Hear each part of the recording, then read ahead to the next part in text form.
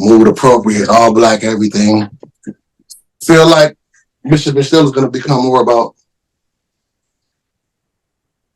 life shit, honest conversations. And I think just, we'll get into it because I don't want to start getting to soliloquies starting right off. But yeah, man, it's a lot's been happening. And I feel like we speak for the normal people. So let's do that. I agree. And I don't mean normal in societal standards. I just mean like regular people. I'm not that's why I'm going to get on you because you kind of had that coming with the, who did you get into it with on Twitter last week? We were talking about the last episode. The stop dude, Danny. Why do you have podcaster in your bio, dog? I don't even know. I used my bio since 2019, bro. That's bio been there since Good in the Hood first started. Okay.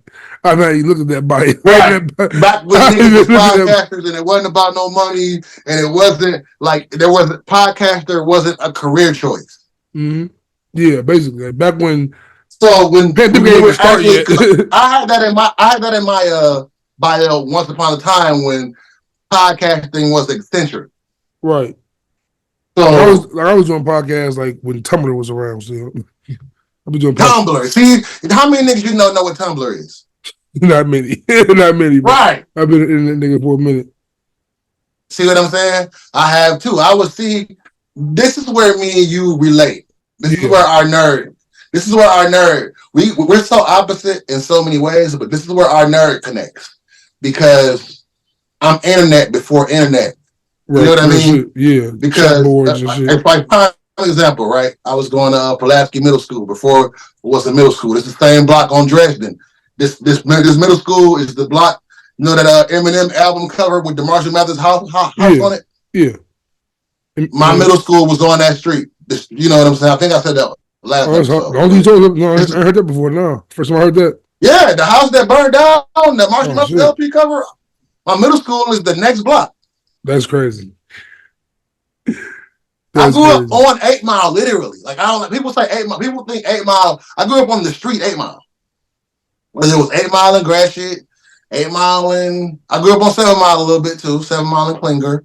But, like, because these streets will explain the dynamic. It's the same way y'all that dynamic is. Yeah, with, 6'3", 6'4", all that. Like, it's just... Yeah.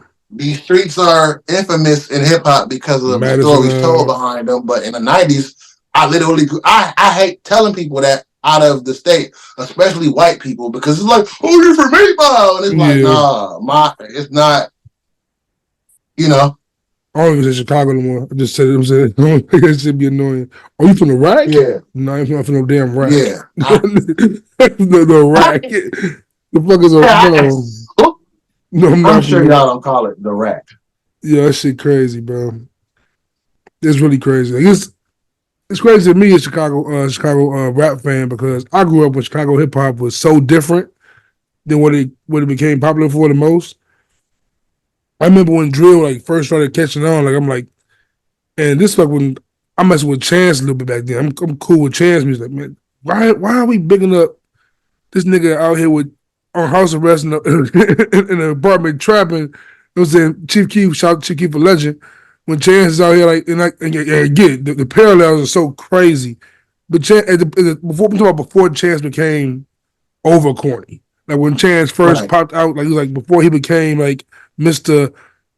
Politically correct. It was like, man, Chance was getting to it on the rappers side, but that's how hip hop goes. It just whoever's the hottest. It's no different than me seeing Big Sean at Northland passing CDs out before, Yep. Our scenes are so that's why this show to me is so dope, because our scenes are so unique to the world, because the outsiders look at us, and that's what's dope about our chemistry. I think that we talk about Detroit and Chicago from very different perspectives because we cousins, we brother cities for real. Yeah. I'm pretty sure we both got blood relatives in both cities. Probably. I do know what I mean? I have family for sure from not from, I want to say from Kalamazoo, so in Michigan for sure. That is not Detroit. It's not Detroit, but it's Michigan. But I get it. I get what you're saying. One of them shits right the after same 3-4 hour drive. Yeah, for sure. Pretty much. Yeah. Kalamazoo's like what, 2 hours away from y'all? You say what? Kalamazoo's like what, 2 No, hours? we're 3.5, depending on what speed limit you going. Okay, true. But anyway, man. But like even with Detroit also, like I remember when I was growing up, like especially my blog era shit, Detroit music was popular. Like we knew Detroit music because you got Dilla, you got of course Motown, but like of course hip hop is like you got Dilla, you got Slumville, you got these niggas, and now look at Detroit today, and the Detroit style is not the Detroit style that I would think people would recognize Detroit for. But that's the Detroit flow for it. And for sure. I just go into a whole diatribe about that, about how the Detroit flow and man, there's so many layers to our city. That's why it's so dope. Yeah, for sure, man. For sure. And by the way, you put me on, I gotta tell you that off the rip of this pod. One of my favorite albums of this year now is John Connor. No, Bodie James joint. I gotta listen to John Connor still, but the Bodie James, I don't know how I missed that release. I don't know how you missed it either, sir. I fuck with Bodie. Out of that style of rap, Bodie's probably like number 1 or 2 on that list, like behind Conway. But see, Bodie doesn't fit into a style. Bodie doesn't sound like Detroit. He sounds like Detroit because he is Detroit. But his style is unique to him. Nobody has Bodie's style but Bodie. It is for sure. It is for sure. Bodie's nice though. Bodie's one of them. Bodie is definitely one of them. Salute Bodie. I wish I was there because he had a. I saw it on a few of my friends' stories. Like, see, if you grew up in the hip hop community in Detroit, it seems like it's really small. It seems big, but it's small. Like, we're probably all Eskimo brothers to some degree. Excuse me. That's these damn THC pens, man. They like my sinuses never, but I don't smoke no more. I don't smoke anymore. And I want to say I don't drink anymore, but I don't.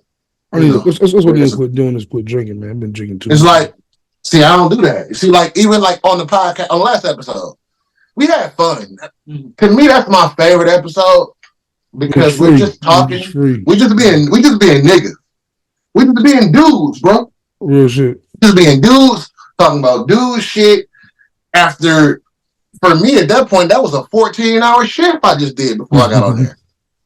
I knew you was working a day too, right? Hell yeah. So, see what I'm saying? We just did like double shift, tired. Niggas would probably look at that like we was high. We was high as hell. That's why it's funny. It was just 2 niggas high talking about what they would be like, what is these niggas drinking? Or what drugs are they on? Or what? We was just tired working men having a men's night. This is the shit that women be like, what do y'all be doing? Last episode. Exactly. That whole episode was about nothing. Man. We hit the topics a little bit, but it was just, But honestly, like, and you said to me multiple times in the episode, like, that's like the thing that I think kill podcasts. And I feel like it's the thing I want to get away from as well. You mentioned us getting this pod, like, the hot topics, of course, we got to touch them here and there. But I'm not trying to build a podcast around what's new in hip hop music, what's new in hip hop news. Like, we're fans of hip hop, we're fans of the culture, we are of the culture, but it's not necessarily about, man, bro, Willa had a nip slip. Like, come on, bro. I'm not doing that. That's what I was getting frustrated at. It's like, I don't want to talk about these niggas. And then it's like, well, why are we interested? Of all we do, especially when this is, like you said last episode, this is a hobby for us. Real shit. It's something that we do for our own mental health. Yes, of course we wanted to grow into a business, but it's for our own mental health. We having fun. It's an actual hobby. It's just like when we used to go to the court when niggas had good knees. We just doing something that we like doing. And I have to realize that we are presenting this to the world sometimes because I be like, I got daughters. We spent like 10 minutes talking about jacking off last episode. And it's like, so what? Sometimes dudes just being, sometimes, and this is my struggle, right? As a father, as a younger old person, where they tell you societal norms. You got to do this. You got to do that. You got to be there. You got to be this. It's all these things. You have to think about what you say. You're talking to the world, people's perception, all of this, all of these alternate realities. And it's like, yo, at what point do I just get to be Victor and be like, okay with what I'm doing and I'm just pleasing myself? Why do I have to worry about how everybody takes every little thing I say and do because they care about me and love me and people are going to look at you this way. People are going to, why do I have to care about what society feels about me because you care? That's just real. That's the real. And that's why I love that episode so much because it was just us after a long-ass, hard-ass day of work, just being dudes talking because I want this to be about regular people. And what they think is regular is social media regular. And we on social media, but we not being regular to the, I got to show you success. I got to show you, like, why can't I just be a human? I'm with you. And I feel like the reason why that's important also is because, like you said, it's a hobby for us. And also, our audience is necessarily the same audience, is nowhere near the same audience as these bigger podcasts. So we don't have to cater to everyone's opinion. It's about our opinions, our takes, our interests. We won't have to please the general public. You know what I'm saying? The general public isn't listening to us right now. Right now, we know what I'm saying, get our voices heard and get our perspectives heard more so than caring about making sure everyone else's interest is are also in place. Like their interests don't matter yet in terms for our brand. And that's the way the world views it. If you're not a personality, quote unquote, like I hate that we take these normal layman's terms and turn them into titles, labels. Because it's like, if you're not, no, I'm a personality. Nigga, I was born with a soul. I have a personality. I don't have to talk about these celebrities. I don't have to I don't have to be what nobody wants me to be and chase the algorithm. I don't have to do none of that. No shit. And man, let's go. What are we talking about today? Let's go.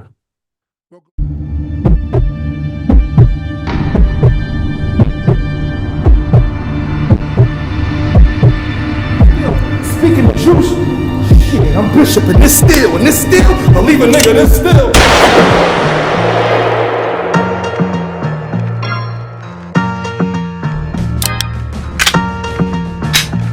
Let's discuss it. It's getting nasty, disgusting. Chopping game with my partner, sound like we fussing. Block on top of block, we keep building till we nail it down, keep drilling. They say the sky's a limit with no ceiling, and I believe the future of the children. Gotta feel the brother, the only bishop and still they ain't kill each other. Alright.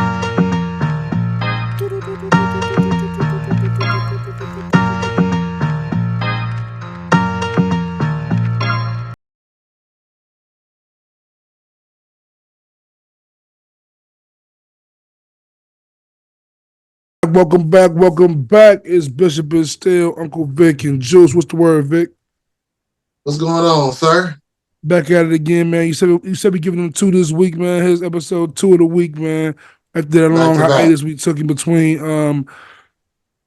We did a little pre-pod. We talked about the cliffhangers of last week. We talked about a lot. We talked about how free last week was. And if you watched last episode, not last week's episode, last episode, you will see that me and Vic were under the influence. In rare form. Shout out to Chris Brown. Very much so. In rare form. Niggas might have thought we had Bobby Brown's cocaine fried chicken that episode. We was talking crazy. Man, Bobby a wild man. Bobby wild. Shout out to everybody. And I'm doing this, like, I gotta show this off because these are like I don't want nobody to think I be drunk. Like, going on? I'm drinking apple juice. That's my thing, right? I have to drink apple juice. I just made a post earlier that said apple juice is so underrated, bro. Apple juice is super. That's why I just posted that earlier. I just posted on Facebook earlier, like literally 2 hours ago. Bro, I'm an apple juice guy. Check this out. Look, being like, when we talking, right, I like cold ice water. I don't drink a lot of pop. I don't drink a lot of soda for you niggas who don't say pop. But I don't drink a lot of sugary shit. And I'm a ice cold water all day long. I would drink ice cold water. But when we public speaking, when I do that, they say they say it's not good for your throat, and I'm the person that was willing to say, well, I like what I like, so I do that, and it makes I already got big lips and shit, and I'm smoking weed, so it's like it cotton mouth. I don't like drinking lukewarm water, but lukewarm water is better for your vocal cords. Right. So I have to drink the apple juice to chase it because, I mean, I don't like lukewarm water. It tastes like urine. I don't know what a urine will taste like, but I assume lukewarm water tastes like tastes like nothing. It tastes like just nothingness. I know what you mean. Yeah, it's so I have to drink apple juice to like chase this shit. Stay hydrated though when you're talking all the time, especially when you got speech impediments. Stay hydrated, kids. Stay hydrated. But we I don't want to do like we said earlier. I don't want to do too many hot topics, but there is one thing I think we both have some interest in covering. Shannon Sharpe, man. Round of applause for this brother's efforts. He on fire right now. I don't know what's going on, but he has the hottest interview couch in the world right now. His latest guest was Steve Stoute, and Steve He done turned comedian beef into rap beef. Comedian beef, rap beef, it's everywhere. And honestly, I can really see him getting Ja Rule on the couch next, and then 50 on the couch next. Ja is definitely coming. He can do this shit, bro. I think he can. 50 ain't doing that. 50 ain't doing that. He might go on the show. 50 go on the show. 50 not doing that. 50 not doing that. 50 a petty nigga. 50 not doing that. If Ja do it first, he might do it, but 50 ain't doing that.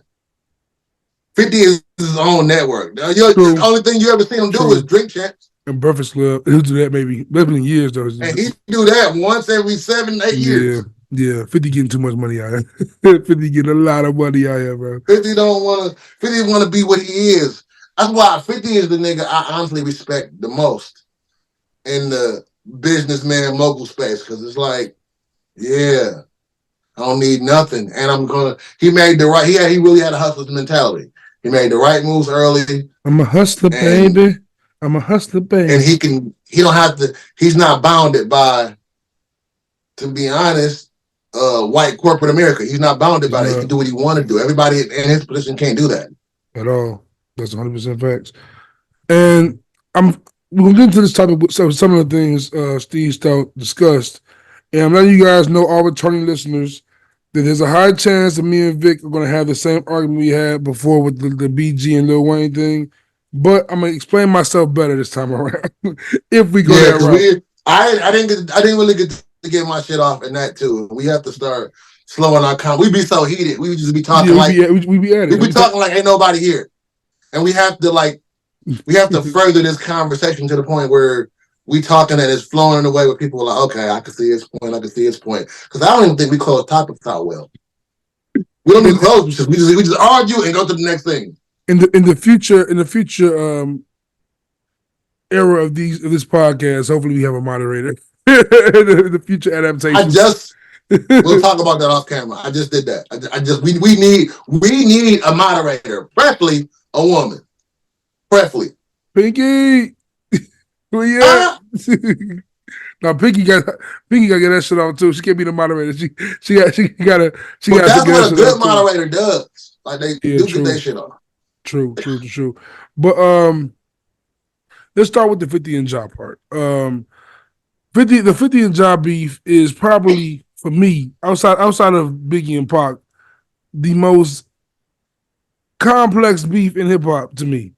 Like the way it was withstanding so much, the different layers involved into the beef. And pause. And we're not doing that. We said it last time. We got all the pauses out the way. Fuck that. We're not New York niggas, bro. We don't pause all the time. You have to. I don't even understand what you just paused. What did you just pause? A lot going on with the beef. That's crazy. I'm gonna use the word tension. A lot going on with the beef is a little crazy. But still, no, say that shit, man. Still, man. Stand on business, as the kids say. But now, it's just one of those things where, kind of what I was saying with the BG and Lil Wayne thing. Like, at a certain point, it's no problem beefing. Everyone has beefs. Everyone has issues with whoever, whatever. And I'm not. It's not. I'm not the police. The beef police. I can't tell people how to. I'm saying how to express their issues to somebody. But I would like for this to be like just all right. There's no new news about this. They're not gonna be cool ever again. Why do they keep They going are back? cool. They talking about going on tour right now. Ja Rule and 50 Cent? Oh no, you talking about Ja? I thought you talking about Lil Wayne and BG. Oh no. That's family. That's a family thing. That's different. Yeah. But talking about the Okay. 50 Cent, I'm like 50 Cent, Ja Rule going on tour? The world No. gonna explode. It's over. Vampire in Brooklyn. When you walk in the you church. thought R. Kelly and Hov had problems?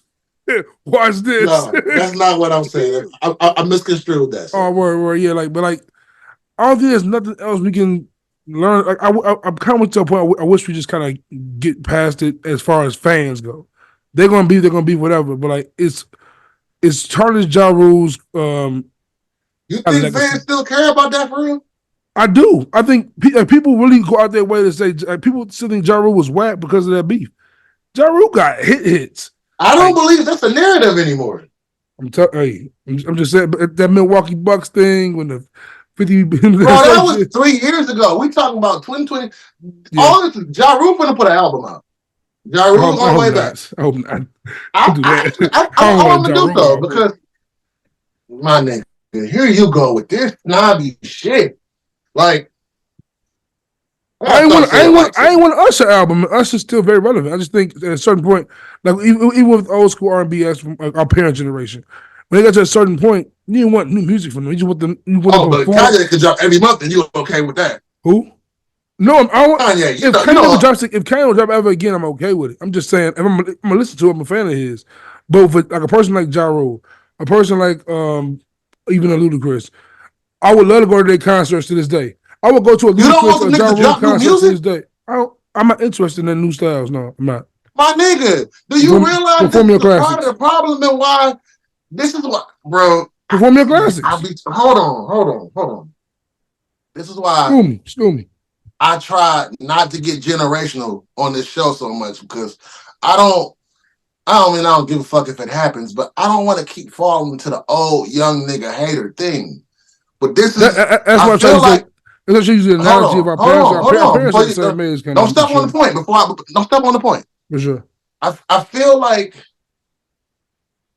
that kind of comes from, like I always said, the 36 and younger dudes. The niggas Drake age and younger. I feel like everybody Drake age and younger, y'all kind of have that thing where, and I'm not saying y'all ain't the first ones to do it. So, that's why I say I don't want to make it an age. I'm definitely going to get you in a second. Trust me. Look, y'all are the first. I'm not saying it's like y'all are the only ones that ever, because I want to start clarifying more when I just say things, because if you don't give people context, then, I mean, even if you give them context, they're still going to make what they want to make. Yeah. But I at least want to clearly explain myself when I'm saying some of these points. Otherwise, shit just be like hate if we ain't saying why we feel the way we feel. But I think every generation in hip hop has rebuked almost the generation before them. Mm-hmm. And I think every year the population of that gets bigger. So it's like when, just to explain my point a little bit, I'm going to get it out the way quick, but just like how when Melly Mel and all of them looked at Run DMC a certain way, and then a couple years later, the guys under them, let's say Das Effect, Wu-Tang, and everybody had respect. I feel like hip hop has respected its soil, even though we have, because every generation, no matter what genre of music, no matter what field you're in, every generation comes, the next generation goes, let's get these old niggas up out of here. I don't care what race you are, I don't care what any of that. That's what I'm saying, though. But I feel like when we do it in such a disrespectful way sometimes, to where it's like, is that what I'm saying? Hold on, because we're the youngest genre. And all the other genres continue to grow, because even though they have the generational pull with each other, they still salute. They still want to see Ozzy Osbourne and Steely Dan and whoever them niggas is put out new music. I don't know about that. That generation, what are you talking about? The niggas, U2 put out an album every couple fucking years. I What are you think talking about? I think people want to hear you to their old hits. I don't want to hear You new two, do U2 you know album. what you album feels? They scammed us. They put this on our phones. No matter what, like, you talking about the one thing. Stop doing internet rhetoric. That's the one time. They done put I out don't 2-3 albums since then. I don't listen to you two. I ain't gonna lie to you. My Maybe end like, of the point is this is what I'm saying. We speak what I call arrogant ignorance, and I'm a victim of it too. I feel like all of us are, but our people, we do it with such a nobody can do black magic the way we do it, to a sense of we're gonna make everything. We set all the trends, so we're gonna make everything look like something that's crazy, dope, like super dope, and even when we hating on each other, we make it look dope. And then we go to watch this podcast and all this shit because we make hating look better than anybody else make hating look. So we stagnate ourselves in that sense. And I ain't mean to get this deep this early into the show, but we stagnate each other in that sense because we're the only generation that kills our legends like that. No, I don't ever want to see the nigga put out no new music. Never. Like, bro, come on. It doesn't have to. Like, I mean, just feel like I don't want to play that music. started at a certain How's that window to hate? where even when I brought up Run DMC and Das Effects and all them other groups because I feel like even when the 80s and 90s niggas had their thing, there was still enough homage and respect to where they wanted their elders around. And I feel like the niggas after, that was my point. I feel like everybody from that age on, it was like, get these old niggas out of here. Just miss them. What's the guy to do with me? I want a Ja Rule album though. I don't want a Ja Rule album. I ain't want a Ja Rule album since 2005. What's that got to do with Ja Rule? Touché. I want a Ja Rule album.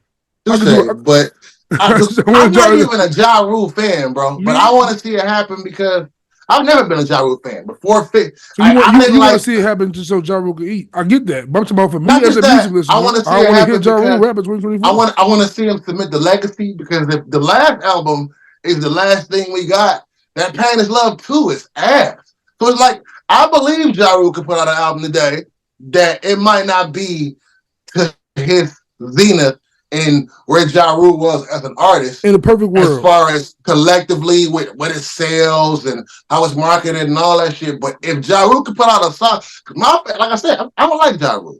My favorite Ja Rule albums are the ones people didn't like. I like R.U.L.E. I hate Vinny Better Beat You. Niggas love that album. I hate that album. I hate it. I've never been a Ja Rule guy. Then why do you want a Ja Rule album? Because I want him to submit, because the part of me that wants to see our legacy acts end on a good note. The same reason I want to see MC Shan with Teeth. The same reason I want to.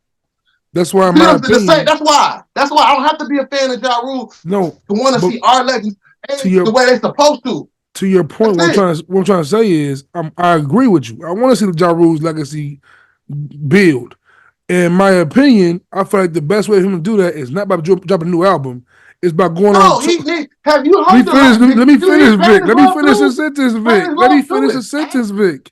Let me finish a sentence. I think the best way for Ja Rule to get his legacy where it should be and be remembered for how great his run was, go on a world tour and perform your hits, and like the way 50 just did. What 50 just did with Get What You Start Trying to, that was crazy. That was a crazy. Yeah, it was. Like 50 went crazy with that. Let Irv Gotti put the little money you got up from selling all Ja Rule's masters. Help Ja Rule put a tour together. Get Ja Rule hits out there with Shanti, with Lil Mo, with Mary, with all them, with J Lo, and let that man shine. And then I feel like Ja Rule get the credit he deserves, because Ja Rule got hits that we just be forgetting about. They be old school hip hop channels. They get their money by playing Ja Rule music. But I think the verses might have set him up for this. It did. It perfectly did. When he did them verses, that was the first time I felt like Ja Rule get flowers in a long time. It's the first time I seen Ja get flowers in a long time. With that it's the first time he got flowers since Back Down happened. Real shit, since Clapback. I hated Clapback. But it almost worked. If it wasn't against 50, it would have worked a little bit. Even that song, it wouldn't have worked. No, it wouldn't. Yeah, but even that song with Redacted and Ashanti, that song was wonderful. That shit fire. Like that's. But we were talking about Ja Rule and how the verses propelled him a little more back into the public eye of respect. And that's what I mean. I feel like our greats need to cement. We can't just keep saying Jay-Z, Jay-Z, Jay-Z. And I'm not saying everybody does. I thought that's the reason why Jay-Z gets so much hate, because like the same way other genres can put whoever, Toby Keith, Garth Brooks in the country, or all those old rocker guys, like you said, we cannot complain about the Rock and Roll Hall of Fame and why that shouldn't be as revered to us if we're not gonna do that for our legacies. So we should give them the opportunities to cement their legacies, because if we go back to job, if we let it go, right, and everybody passes on, and we're at a place where all of this shit is like fossils, right? And they go back to it. Ja Rule's last album will be Pain Is Love 2.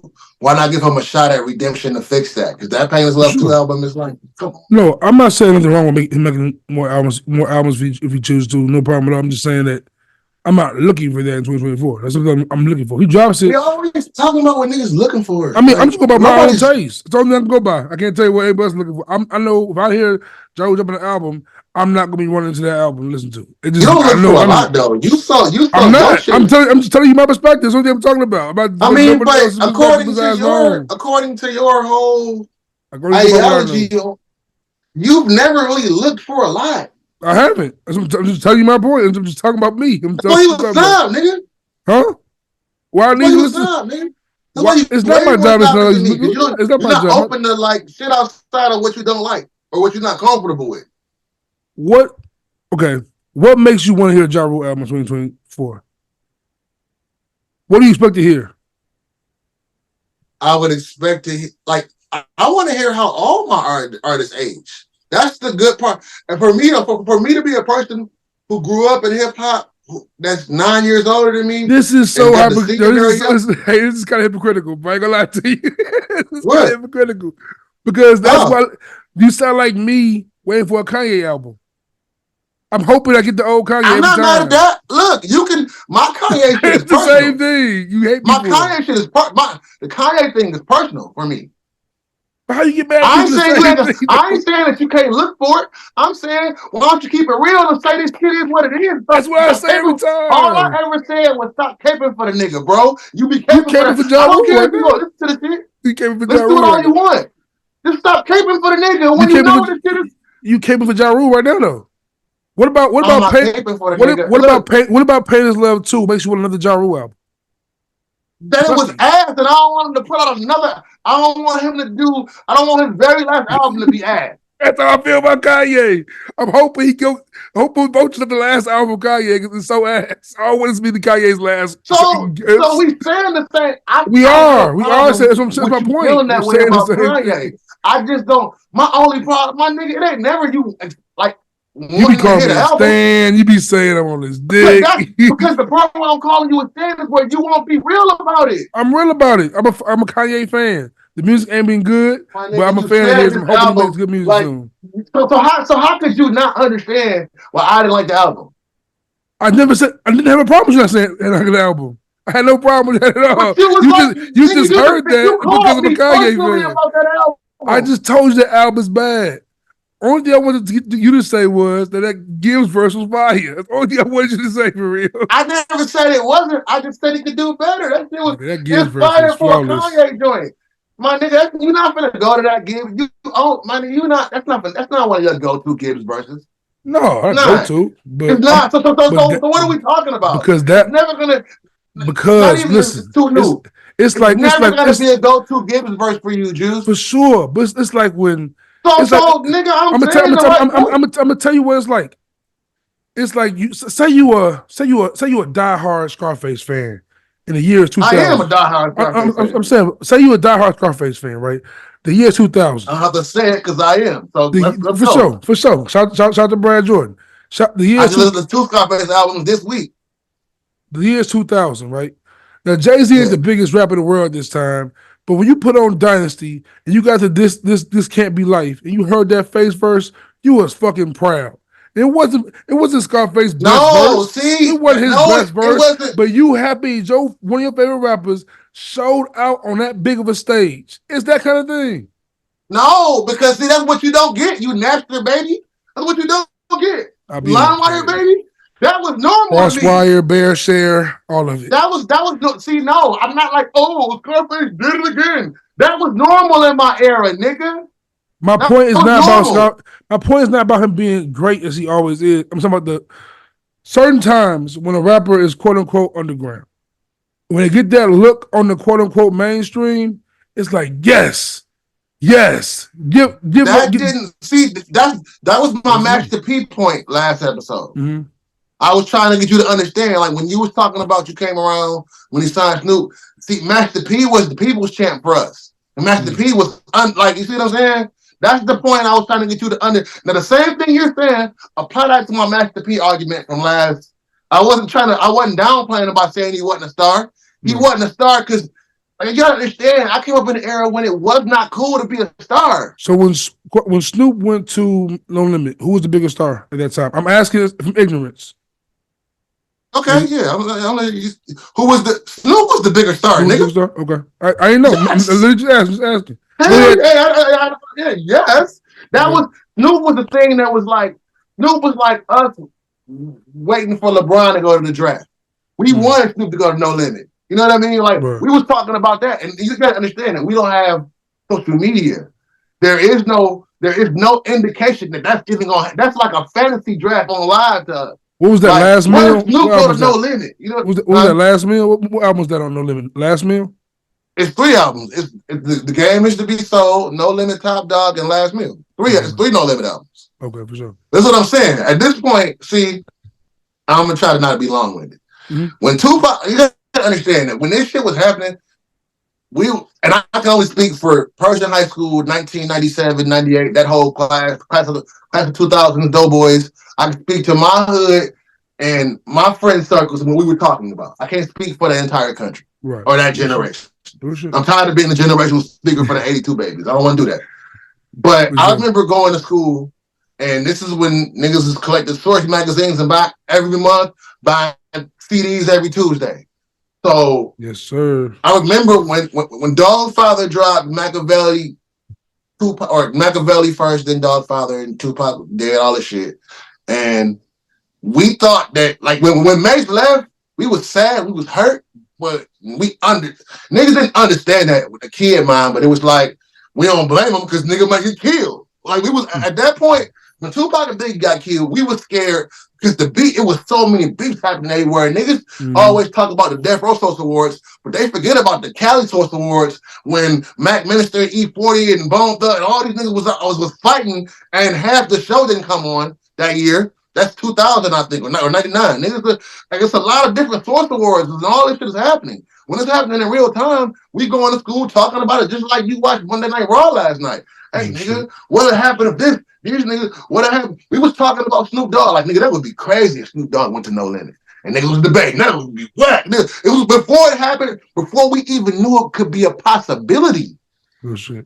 And then you go get a Source magazine because this is how you find out all your information, and you flipping through the joint, and No Limit always got 2 or 3 ads a month. They drop 2 or 3 albums a month, and then you see Snoop Dogg on the cover with the dog. The Game Is to Be Sold, dropping in 3-4 months, and we like, that's how we found out he signed Snoop. That was like, what the? And a lot of niggas like, bro, this shit is.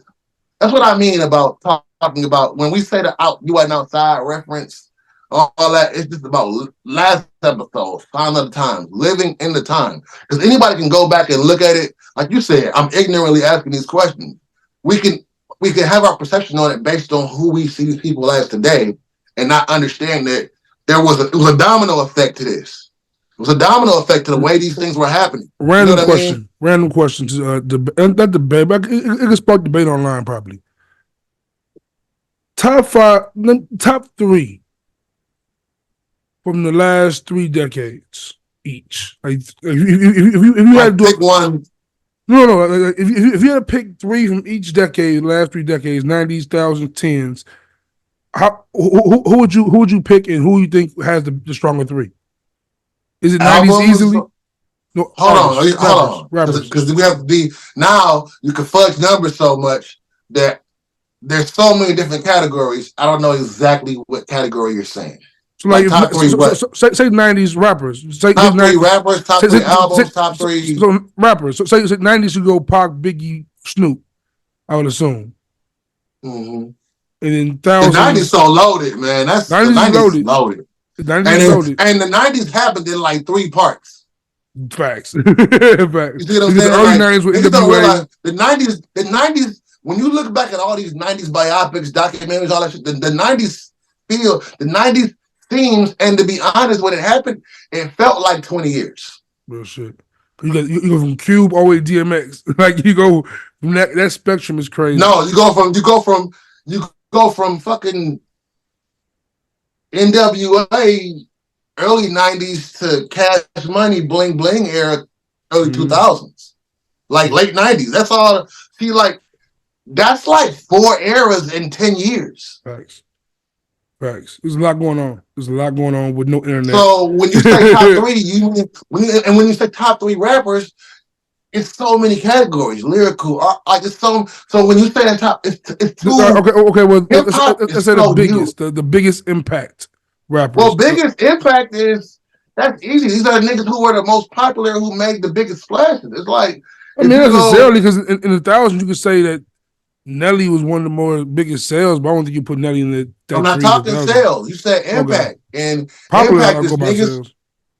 You said sales didn't even matter back then because that's when niggas could just go. That's when we were going to Sam Goody or FYE. I don't know what you gotta say. We were going to all these different places, and niggas had they pick a litter every Tuesday, whatever genre you like. Mm-hmm. Yeah, so when you go and there was sub genres of rap then. There was Native Tongue, there was Wu-Tang, there was so many different things. So there is a I mean, so I think it's hard. There's an alternate universe in every decade. I think it's hard to go against Pac, Biggie, Snoop for the 90s. No, would you? I don't know. I mean, like those are the biggest stars, but there was so many things happening. That underground move, like, man. See, when I view underground a certain way. That's why when niggas say underground, I'm like, no, y'all niggas don't even know what underground is. And what was happening across America, bro, like, that's why I always say, what a time to be alive, because it was so pure. It was so like, everything you seen was the first time you ever seen this. It is not like now where niggas got flashes of this nigga, flashes of that nigga. This is remember it's reminiscent of this and that. All of this was the first time you was ever seeing it, and you was seeing you was seeing a Black American economy be built. Underground was different. Like we was getting, niggas was going to buy CDs of all the popular niggas, but these tapes that was flowing through. This is when the radio still debuted new songs from that nobody ever heard. It wasn't like a rollout for it. It was like, nigga, we just got this. That underground era. That's what makes the Master P era so special. Like niggas look at the Cash Money era can't even happen without it. You know what I'm saying? These niggas is talking, like you said, last meal, we talking Ice Cream Man, the first TRU, like that shit with the Rap-A-Lot shit and the MJG 8 Ball shit and the 3-6 shit. And all of that happened at the same. That wave was. I take for granted how special that was, because that was it was a Big Bang Theory type of this shit. Just and it's organically happening. There is no such thing as plants yet. Shit that's growing up out the Midwest with the niggas in Chicago, all of that shit that's coming through, that's flooding through Detroit and Cleveland and all these cities, nigga. I would like, bro, you cannot duplicate that again. And all of these guys who are still around for that, like for what they came through, bro, and we got to grandfather some of these guys in so we can save this next generation of young dogs who looking at niggas like, hey, bro, we doing this now, and okay, do what you do, young nigga, but you ain't have to pull from the influence. I'd rather they not, because I hate these sampled, redone joints of art. I hate them shits. It's only like 2 or 3 of them I like. You can't say that and then but you need the information and the source. Nigga, I watch Quest Groove. This child watch Kid and Play cartoons. You can't like the sample one. Dr. Dre's, Dr. Dre. You right? P-Funk. Yeah, but G-Funk I'm era. going, and that's Okay, you gotta put well, above it. Like there's a lot of Drake get a lot of the credit for that. 90s probably Drake get a is lot the of see what I'm saying? Prime example, like you said, the G Funk era. Drake get a lot of credit for that. And when we talk about G Funk, Above the Law name don't never come up, and Hutch and them from Above the Law is the reason why Drake do the G Funk shit at Ruthless. Like niggas don't like this is why this shit exists because niggas like Above the Law need respect. They do. Niggas don't. Your Black Superman is a classic, but if you wasn't there for the time, it's just a song to you. It's a song to you. I mean, yeah, but at the same time, like I of course I agree with what you're saying, but it's like same thing you say to our generation, your generation, from our parents regarding like the Marvin Gaye's of the world. Like it's you know every generation, But the previous generation has something that needs to be more credited than. But the difference is they preserve. That's the point. That's the part about that. That's why I said after a certain age group, it like stop because you can't tell your mama or your grandma or anybody, your aunts, nothing about their generation. They made sure they preserved it. When Morris Day the niggas go on tour, I see my aunt and mama like they going. Yeah. They're not Facts. saying they should never make a new album. If Morris Day put out a new song, their mama gonna be like, you heard this new Morris Day? We sitting there going, that ain't what you was in your prime, nigga. See, but don't do that. That's where I kind of think you misunderstand what I'm saying when I say that about Ja Rule or about any rapper I say that about. For me, once again, me as listener, I feel like I want to listen to. I'm a fan of hip hop. I'm a fan of music. I want to listen to everything I can listen to. But for me personally, unless I'm a fan of yours, once I hear a bad couple albums, I'm not going to be looking for another album from you. Now, if it drops and someone tells me that's a dope album, I'll go check it out for sure. And that's why I call you spoiled because you grew up in the era. That's what I'm trying to explain. Though. But no, I think that's why. But that's what I was trying to call you spoiled about. It didn't come out the wrong. We niggas was tired. We were just babbling. But that's what I was trying to tell you. You come from such a privileged place, and that's all I was saying. Nothing's wrong with how you feel about that. If I grew up if I was born 7-8 years later, I'm probably got the same mentality. So I'm not saying there's wrong with it, but I'm saying that's why you niggas are spoiled. That's how privileged that you are. Because you came up in an era where there was so much of it that you could just be like, if I don't ever want to hear that again, I don't fucking have to. But you made a point that 90s had more music than my era did. No, we didn't have more music. We had better quality versus quantity. But I would argue if you thought about it. You're wrong. In the 90s, there were a lot of artists that were at the top that fell off, that never rapped again. You're talking about the top. You're talking about the top. Ja Rule was at the top in 2000s, though. He was at the top. But that's what I'm saying. Again, you're talking about the 2000s, and that's what I'm saying. This is where your privilege starts. This is almost like black folks trying to explain to white folks why they privileged and they don't get it. I don't see what the privilege is. I'm really missing the privilege. I don't see the privilege at all. I'm trying to. You can't because you're the privileged. You don't understand what it was like when this shit was a dime a dozen and they were saying that it was not real music. That's kind of what I'm trying to say to you. That's the difference. That's the only difference for me being born in the early 80s and you being born in the 90s is that I came up in an era where the shit was very scarce and they didn't even want to acknowledge it. And you came up in an era where it was in the infancy stages. How were you in 98? Huh? How were you in 98? I was 16. And 98 is probably the best year in hip-hop history. But what you don't understand too, my bro. Like you had some great shit. But see, you keep talking about the year from the perspective of the kid. I'm just saying. I'm just saying. I get what you're saying. That as far as we only started talking about that in the past 7 years. Is my point. I was asking the top three. Listen, I was asking was the top three. This is what I'm trying to, my nigga. You don't. I was asking was the top three, bro. So all I want to know was the top three. Top three. That's all I want to know. I know we got into it, but I'm saying you still like of every era. But what I'm saying is that's too loaded to even answer. But if I Mount Rushmore, then Mount Rushmore, put it that way. That make it I can't even do that. Okay, let's go 2000. You said do a Mount Rushmore for the last 3 eras. Yeah. The last 3 decades. Yes. So if you had So put that the would 90s, Mount be- Rushmore, 1000 Mount Rushmore. So that would be starting at the so you said start at the 90s. Yeah.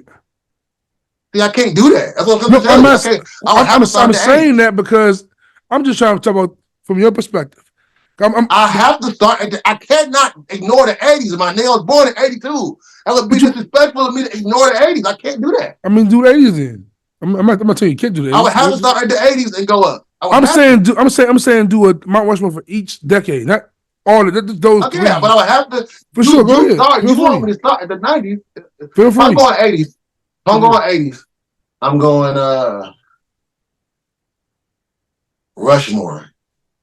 And see, when we do Rushmore, because I don't like these niggas do Rushmore today. Like I know I'm probably annoying motherfuckers right now, but because when I think Rushmore, I think pioneers. I don't think Rushmore now mean who was the top niggas. So it confuses me. But if I'm going who's the top niggas, I guess the Rushmore. Do how you want to do it, bro. Pioneers, you want to. Because this shit is like, I'm saying, this shit is all complicated. And I know I'm babbling too much, but I'm sure 80s with Rakim, hip hop BDK. is so complicated to talk about because it's so many niggas. But at this point, if I'm going 80s, I'm going Rakim, BDK, Kane. I'm going Kane, Rakim. Damn, that's hard. EPMD, because I want to do EPMD. Like it's so many, but I can't not put NWA there. And then when you say top, because you have hammers. You have like Hammer was fucking Hammer. Like, you know what I mean? Like, I know that. See what I'm saying? Look at your face. You don't understand. Because I understand, but we talking about Rushmore. I heard you saying. I know Hammer's impact. No, you would have we to. Talking about 2020. Nigga, they're like, yeah, you have to. Niggas ain't dancing and TikToking if it ain't for Hammer. Okay, I get that, but okay. See what I'm saying? So do your thing. Do your thing. Well, that's put this way. Shit. Put this way. You do yours. I'm gonna do mine each one on top of my. I have them written down. See, so you do yours. The 80s, but see, you can do it from the perspective of you didn't see it. So it's like, that's what does it matter if I saw it or not, bro? What does it matter if I saw it? I didn't see. I didn't see Marvin Gaye. That's why I think you niggas be dumb, bro. I didn't see the Spinners. I didn't see the Beatles, but I know they're great. I don't gotta see. You don't gotta see everything, bro. You don't see everything. That's what the problem with the 80s, the 80 generation, the 70 generation. Y'all have this idea in y'all head that if you weren't alive to see it, you can't ever talk about it. Bro, I didn't say you can talk about it. I'm 33. I didn't say you couldn't. No, you're not finna do that. I didn't say you couldn't talk about it. I'm saying for me, it's very loaded. And yeah, you can have your own shit about it, but I mean, yes, I didn't hear the MC Ram first freestyle, but I get MC Chan. I mean, first freestyle. Do you hear this nigga sing? I didn't see MC Ren freestyle with Dre. I didn't nigga? see MC Chan and Roxanne. Okay, Roxanne. so if I'm gonna name, but the biggest, I feel like you don't have to name who the top niggas was because history has documented that. I'm just gonna ask you this. It's simply I was going to pretty much compare decades. That's all I'm trying to do, and just find out which decade. Because the top niggas, when you say top niggas, I'm thinking of who was the niggas who made the biggest impact, and we know who those niggas are because I was trying to have a convo of which era stood the strongest. Only I was trying to really do is compare. Well, to me, the 90s is always going to be the strongest era.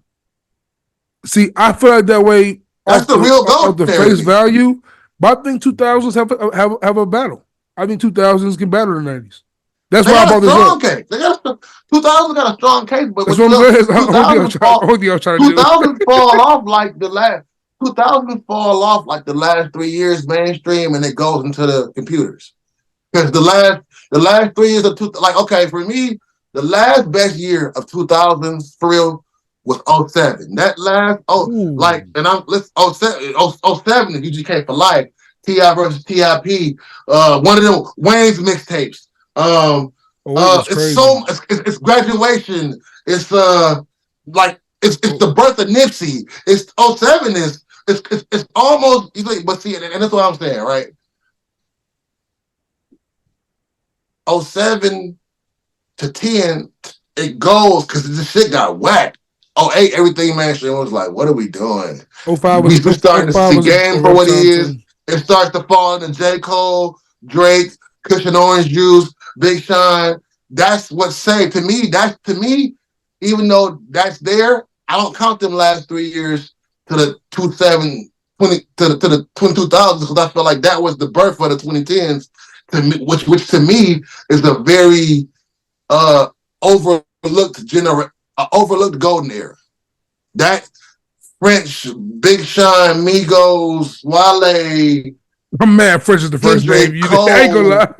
I couldn't be me if I ain't say that. Huh? I couldn't be me if I didn't say that. I'm mad as hell. French my time's first name. You named. I'm just talking I about know. all the guys I'm from fucking with you. I'm fucking with you. I'm fucking with you know, like it doesn't. But that's what I'm saying. It's like, so I don't count the last 3 years of that. When the 90s, all the way through from 89, 88 to 2000, and it's way more classics. I'm talking about classics that niggas went out and bought with the nigga Illmatic that era, Reasonable Doubt that era, Life or Death that era, Life or Death that era. Ready to Die, nigga. That's doggy style. No era can beat the 90s. I don't give a fuck what nobody say. Nobody. It birthed a lot of. Every era has their own special significance, but that shit was, man. 2000s. You never get it again. On top of my head, 2000s. It would probably have to be J, M, Kanye, and Wayne. That probably be the four, probably. Nelly. Nelly could be in the T.I.'s in that realm almost a little bit. T.I.'s close up there. Wayne. Well, I said Wayne. I said Wayne, M, J, and Kanye were the four I named. 50. 50's in there. But 50, to your 07 point, 50 ended in 07. Yeah, it's like when it stopped. But Get Rich or Die Trying is the biggest album of that decade. That Yeah. entire decade. Easily. If I Get Rich or Die Trying is Thriller of the 2000s. It really is. It really is. So and if I drop Thriller and fuck, you can't not say 50. I mean, go out Jay-Z, man. What do you say? You got one out of every 10-year average. What do you say? It don't matter when it's Thriller. The other was ill. It don't matter when it's Thriller.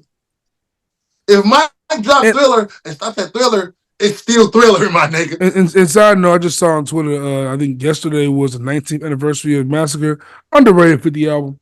Massacre was so hard. I love the Massacre. I think Massacre was 50's so hard. catalog is very underrated. I like War Angel. I like Big 10. I like Before I Self-Destruct. I like G-Unit Terminate on Sight.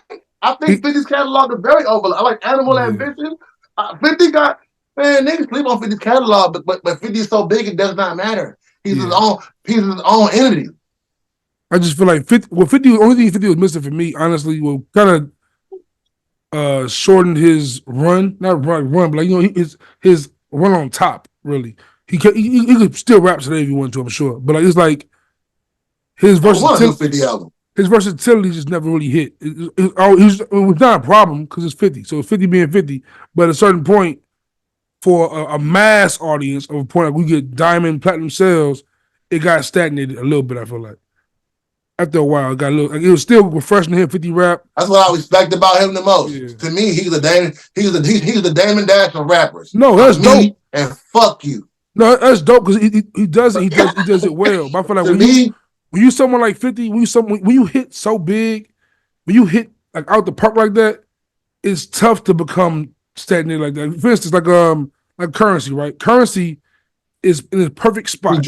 I love Currency, but he still dropped the same album every year. Exactly, the same album every year. But the thing is, he can keep doing that forever because he's not looking for that mass crowd to follow him. He's not Every rapper has a lane, man. Everybody's not supposed to be Drake. But the thing about that's what I'm saying. But the problem with 50 was that's the part of hip hop I enjoy the most. I'd rather not listen to the biggest nigga.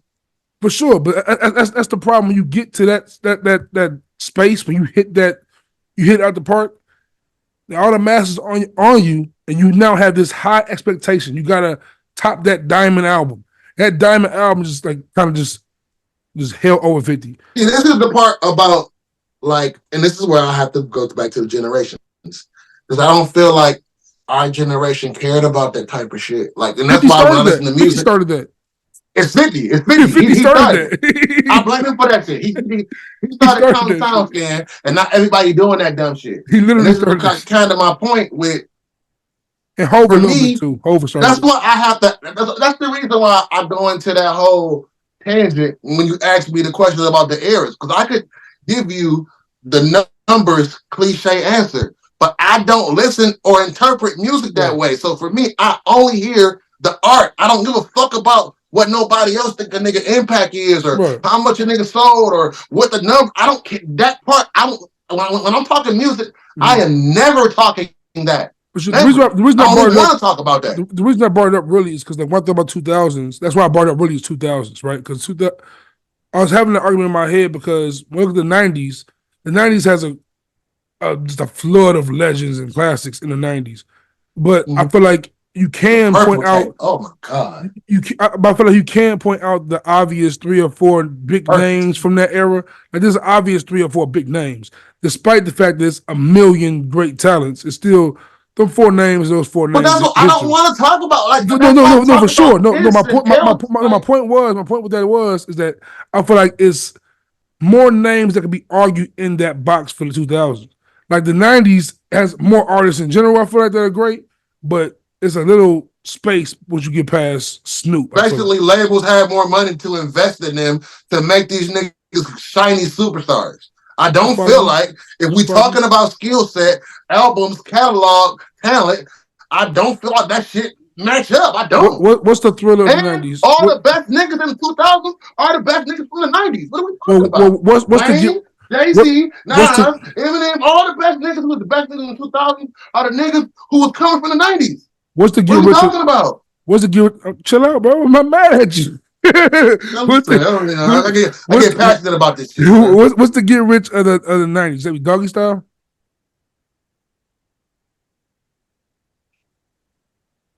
Doggy Style or the Chronic? Chronic. Is Straight Compton's 80s? The 80s still? Straight Compton's 89? Straight Compton? 89? It's like 88 or something like that. 88, 89. It's because Niggas for Life is like 91 or something like that. Yeah. That's crazy. And when you think about the 90s, I feel like in my head at least, when you think about the 90s, you think it's just East Coast based, but like them niggas Dr. Dre. But that's what I'm trying to tell you. No think it was that. But the niggas that was like, because for real, like hip hop, hip hop is, everyone thinks hip hop is New York. First thing is saying New York is hip hop type of shit because the birthplace of them. In the 90s, you just think instantly. For me at least, I think Biggie, I think Hove, I think the 3 names immediately come to my mind first all the time. But when you think about what the Tupac did, what Snoop did, what Cube and Dre and them did, it's like that run right there. Wu-Tang is still there. Wu-Tang is still there. Wu-Tang is there for sure. But I feel like Wu-Tang is there. Well, Wu-Tang is the only group I feel like, well, not the only group, but like the only group that's in that top 5 combo really that has no, like, even though Method Man is the front man kind of, I guess, I wouldn't say he's the best rapper in the group. So he's like, it's just really a real collective. Like, you got NWA, Cube that's the rapper. That's the face of that group. You got Bones. No, he's not. He's the face of NWA. For sure. But I feel like when Cube left, you felt it though. No? It's easy not till no Vaseline happens. Mm-hmm. See, that's what I'm saying. Niggas' life was hard. Niggas' life was hard. Not till no Vaseline happens. No, NWA was still NWA. Ice Cube was Ice Cube. As a matter of fact, Ice Cube was the NWA looked stronger at the time. It's not till no Vaseline. Or I don't say that. It's not. It's America's Most Wanted is America's Most Wanted, but no Vaseline really starts to separate the two, if that makes sense. It's hard. Yeah, man, hip hop is dope, man. Long story short, like love the culture. And to be honest, okay, hot take. I think that hip hop may be in one of the best places it's ever been in history this year. I feel like after the 50, all of this shit, I feel like even though this is Hip Hop 51, I feel like it's almost like a New Year one, if that makes sense. I feel like a lot of this shit that's happening, a lot of this fuck shit, I feel like we're witnessing the end of all of these fuckery rappers. I ain't gonna name no names. Y'all know who y'all. Yes, I am. Yeet. Like I feel like all that type of shit. I feel like that shit is on the way out. I feel like niggas gonna have to rap and it's coming. I feel like this is the new birth of young niggas. That's why I'm not mad at your whole thing for Cordae. But my thing, and the reason why I be bringing them up and fucking with you so much is because I feel like if you come from this cloth and you understand, because you ain't I ain't like I'm talking to no baby. Right. You understand that, like, why not, even if Corday ain't your cup of tea, why not preserve the few of those guys who are from that thing that we are from? We come from the lyrical niggas who care about what they put in their music, all of that. So even if you don't like him, why wouldn't you champion him when they put a couple of hymns in that era? You see what I'm saying? I see what you're saying for sure. I do see what you're saying. Because he's from our lineage. No matter how we, don't get no me matter wrong, how we like, might feel about him, the niggas like him and the Russ, no, they come from that lineage of the things that we hold pure. So why not? You know what I'm saying? Why not give it a little bit more grace? All right, I'm gonna kind of explain why a little bit, right? So like you know, would you call me so querying number one. So querying like for me, I get that I'm a snob also. That's definitely a snob. So like for me, when I hear that quote unquote conscious sound, nothing makes me cringe more hip hop. Like I don't care if it's the most drill ass song in the world. Nothing makes me cringe more than when like I hear that bubblegum conscious music. Like when I get that shit pisses me off, bro. But I why really hate label it as opposed to why you can't get that's my best question for you, because I had a question for last episode that I didn't get to ask you, which was, what is Juice's criteria?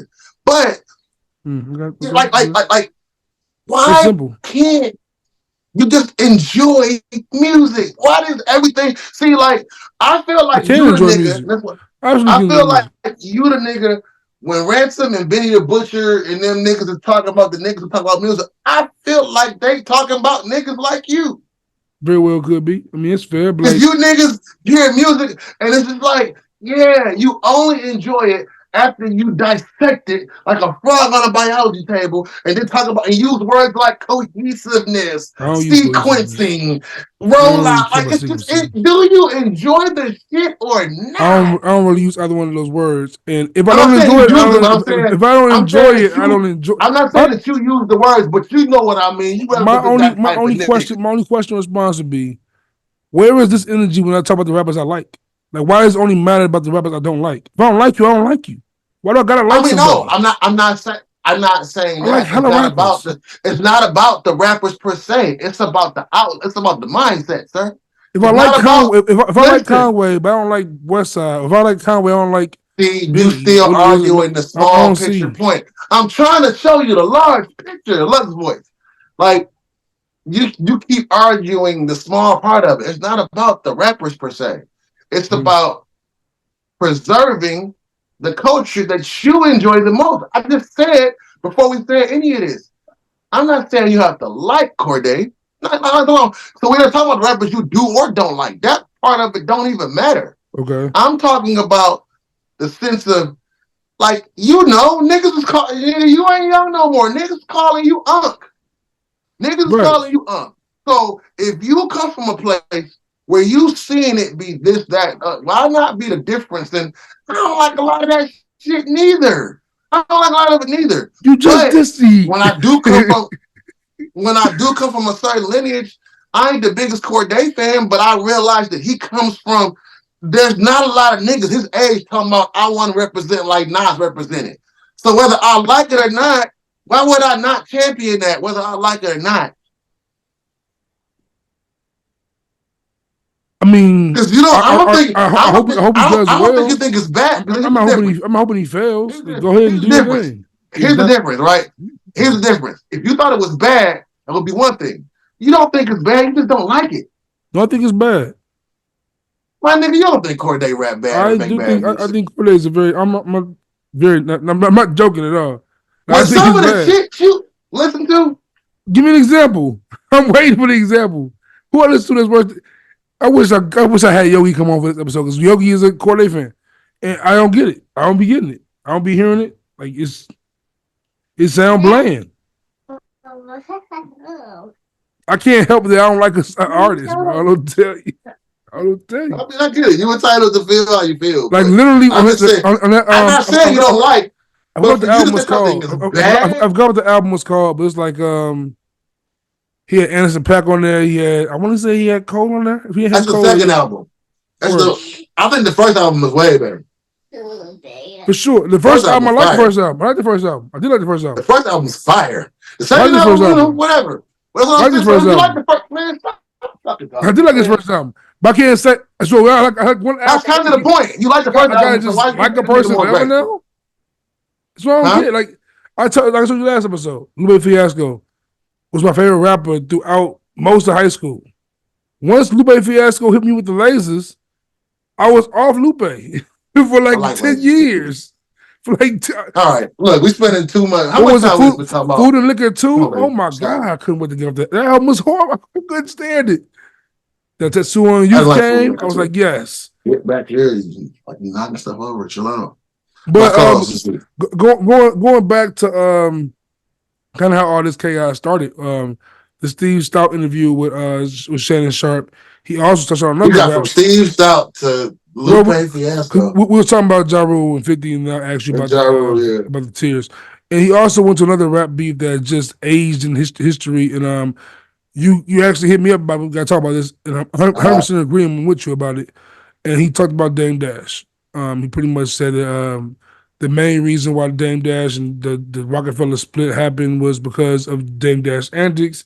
He would fly out the country, do whatever he's doing, and come back and be upset with the little work that was done or any changes that were done without his approval, basically. And Steve Stout was like, you don't have this thing running that well where you can just leave and expect everything to be the same when you left. And pretty much Jay-Z outgrew Dame Dash to a certain extent, and a lot of the relationships they had built, people that were in cohorts with kind of just pushed away from Dame and wanted to talk to Jay-Z only, like solely, and that kind of just turns the relationship to what looks like forever. Because now, also, I don't think we touched on this last episode either, there's like a rumor that I guess Cam and Mace have bought Dame's share in Rockefeller, that 1/3. Hey, as a whole, because to me, I think, I don't care what nobody said on the planet. I think and I guess I'm going to just be honest, I think I'm the whole venture. Like, I don't believe there's a bigger Jay-Z fan than me. I mean, you might whatever the case, whatever. I don't believe I performed Hov at my 40th birthday party for an hour like it was his concert at my own party. Like, I don't think there's a bigger Jay-Z fan than me. And this is what I mean about, because that's the person, if there was a person that I'll get standish about to some degree, it's Jay-Z.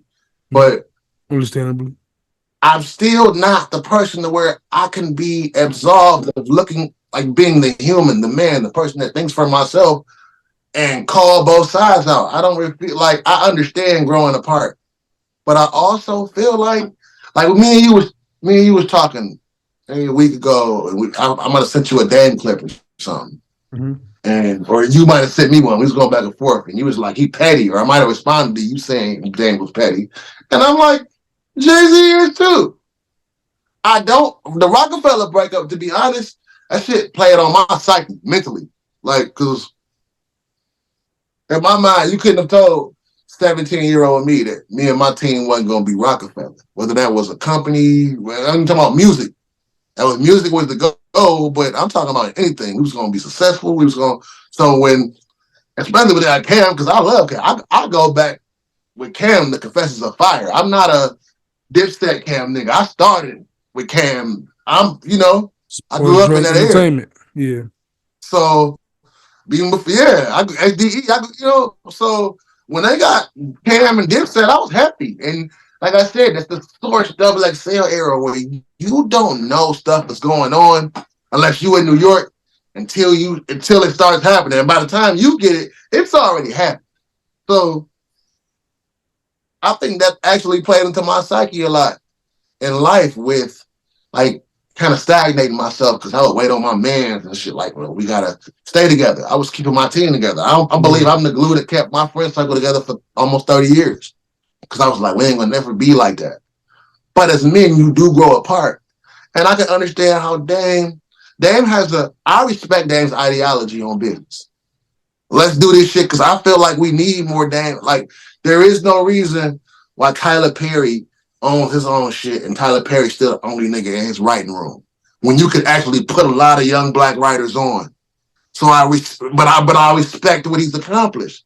But it's like, we need more. Imagine if we had a Dame and a Irv and a DNY and a Baby, and them niggas owned Viacom and all. Like, we need to be able, like, you see what happened with Diddy had to sit down from revoting, and rightfully so, all that shit. But this is what I'm saying. And that's the first one we get, and look what happened. All from Grace. It goes back to the Bill Cosby was trying to buy NBC. He goes back to, and this is my point. Like, I ain't saying them got to be the niggas who be the, but they dictate. You can't even offend a Jewish person, and you, but they. Why do so many other people outside of our culture dictate it? I think Umar Johnson had a quote. He was like, black people problem is when we get rich, we think we equal to whites for some reason, and we can do what white people do still. Like, we can't be out here doing, like, they be doing wild, try to do wild shit the whites do, because we got money now. Now, you still black. They gonna get your ass. You can't get the passes they get. Well, that's part of my point. Like, Byron Allen owned a lot of, like, we need some young hip-hop Byron Allens, bro. And that's kind of my point with... That's Hov. That's pretty much what Hov kind of is. But Hov is still, and this is kind of my point, it's the way they wanted to do it that separated them. Yeah. And Dame, and I'm not mad at nobody's side of it. And like I said, I'm a whole Avenger, but I do feel like, I'm not gonna say, nobody owe nobody nothing. But I would like to see them sit down. If nothing else, if they never do any business, they gotta sit down in a minute. Like, y'all two black men in America who built this thing, and y'all see it different. It really hurt me to see that Dame was like, I guess, denied Hov's offer to buy his part. I guess Dame needs some bread, I guess. Because I feel like Hov is like strong arming Dame sometimes. And that shit ain't, and I love Hov. Like, I do, I'm a whole Avenger, but sometimes I feel like he be strong arming Dame. And only because Dame wanted his business philosophy and Hov's business philosophy was different, and Dame wanted to be, for lack of better terms, the Donald Trump of hip hop, to the point where I don't need you niggas for nothing. Warren Buffett. And Jay got there, but Jay had to go through let's say Warren Buffett. Jay got there, but Jay had to go through the Warren Buffetts and all. They wanted to do it without all that. And I think if had they stuck together, but they might have thought of, like, I'm at this point. When I get back home and doing business with people, I'm okay with doing business with niggas I don't like, as long as we have the same common goal. We harp too much on the wrong things, and if Jay's so shrewd as a businessman, you can at least, if you don't owe a nigga nothing, you owe him a real sit down, real man to man conversation. Yeah, real talk.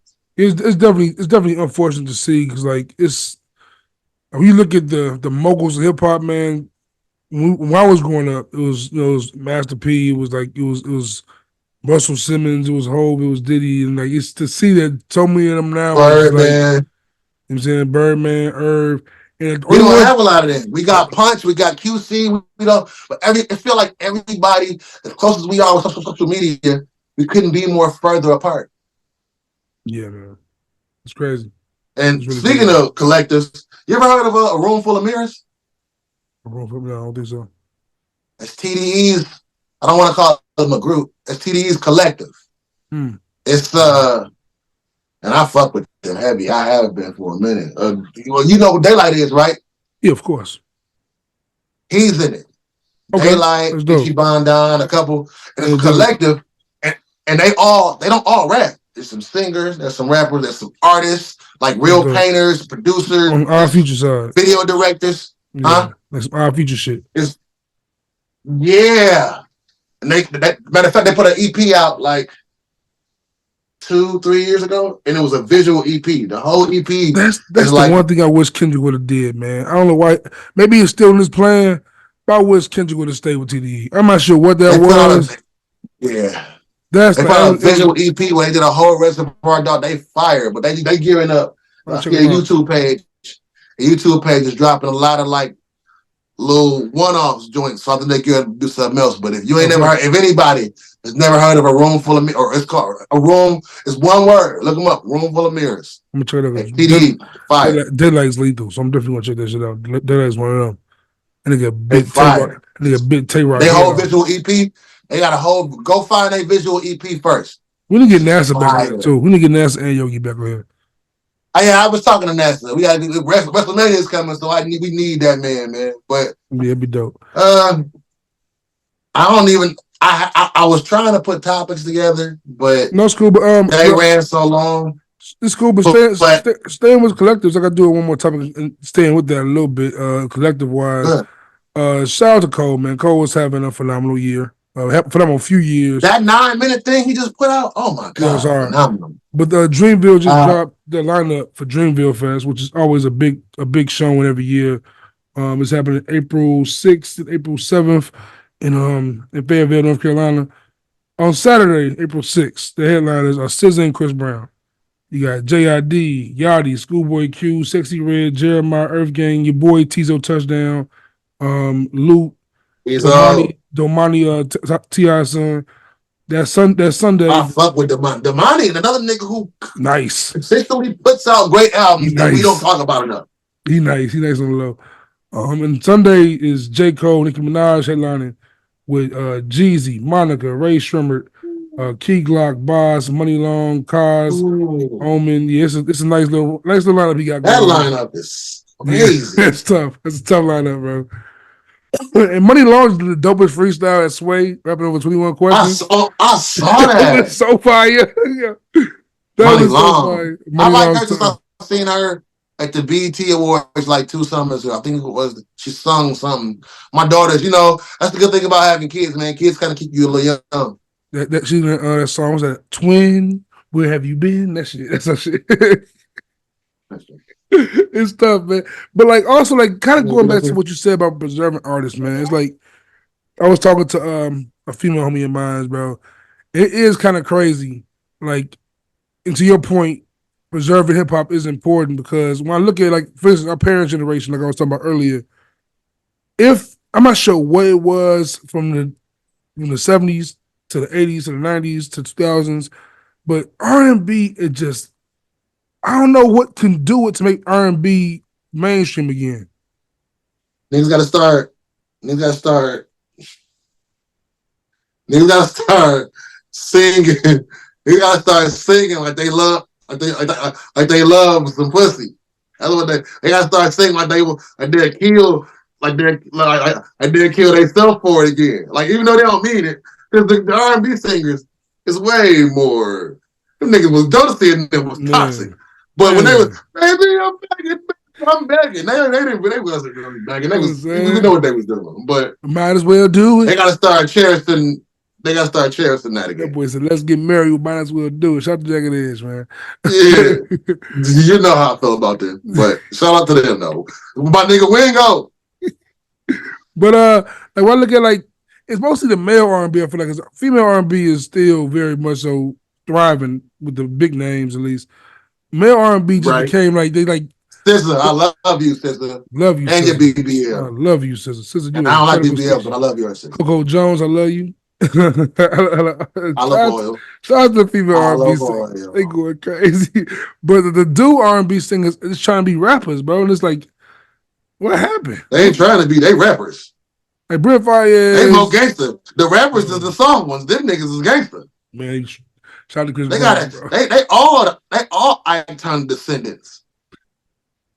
Them niggas is gangster. I'm scared of R&B singers. Yeah, R&B singers be the ones. They don't even want no more. They don't even want no more. They don't even want. They want to. They don't like girls no more. You know that song by that dude? What's it? Four Bats. His name? Four Bats. You heard that song? No, I don't know. If I didn't hear it on Joe Budden podcast yesterday, that would be a foreign word to me. You serious? I don't know what a four bat is until I heard the nigga talk about it yesterday on Joe Budden. No, bro, what the fuck is that? This song hard. If you watch the video, that's hard. I can't hear it. But the video, you see Buddy with the shiesty mask on, the mic in the middle of the street, a bunch of niggas surrounding him, and he starts singing like that. It's just it's the funniest thing to look at to me. And it might be fire. I heard a little clip. The clip they played on Joe Budden yesterday, that was dope to me. I did like that. I'm gonna tell you what the problem with male R&B is. I feel I come to the conclusion. He an R&B singer? I thought he was a rapper. I'm not sure what you call that. I don't know what you call it, bro. That's the Genres problem. don't exist anymore. I blame Drake. I blame Future for male R&B. You're not gonna blame Uzi? I don't know. I don't listen to Uzi enough to know. I can't. Only know one Uzi verse song. That's All My Friends Are Dead, Push It to the Edge. I just said that.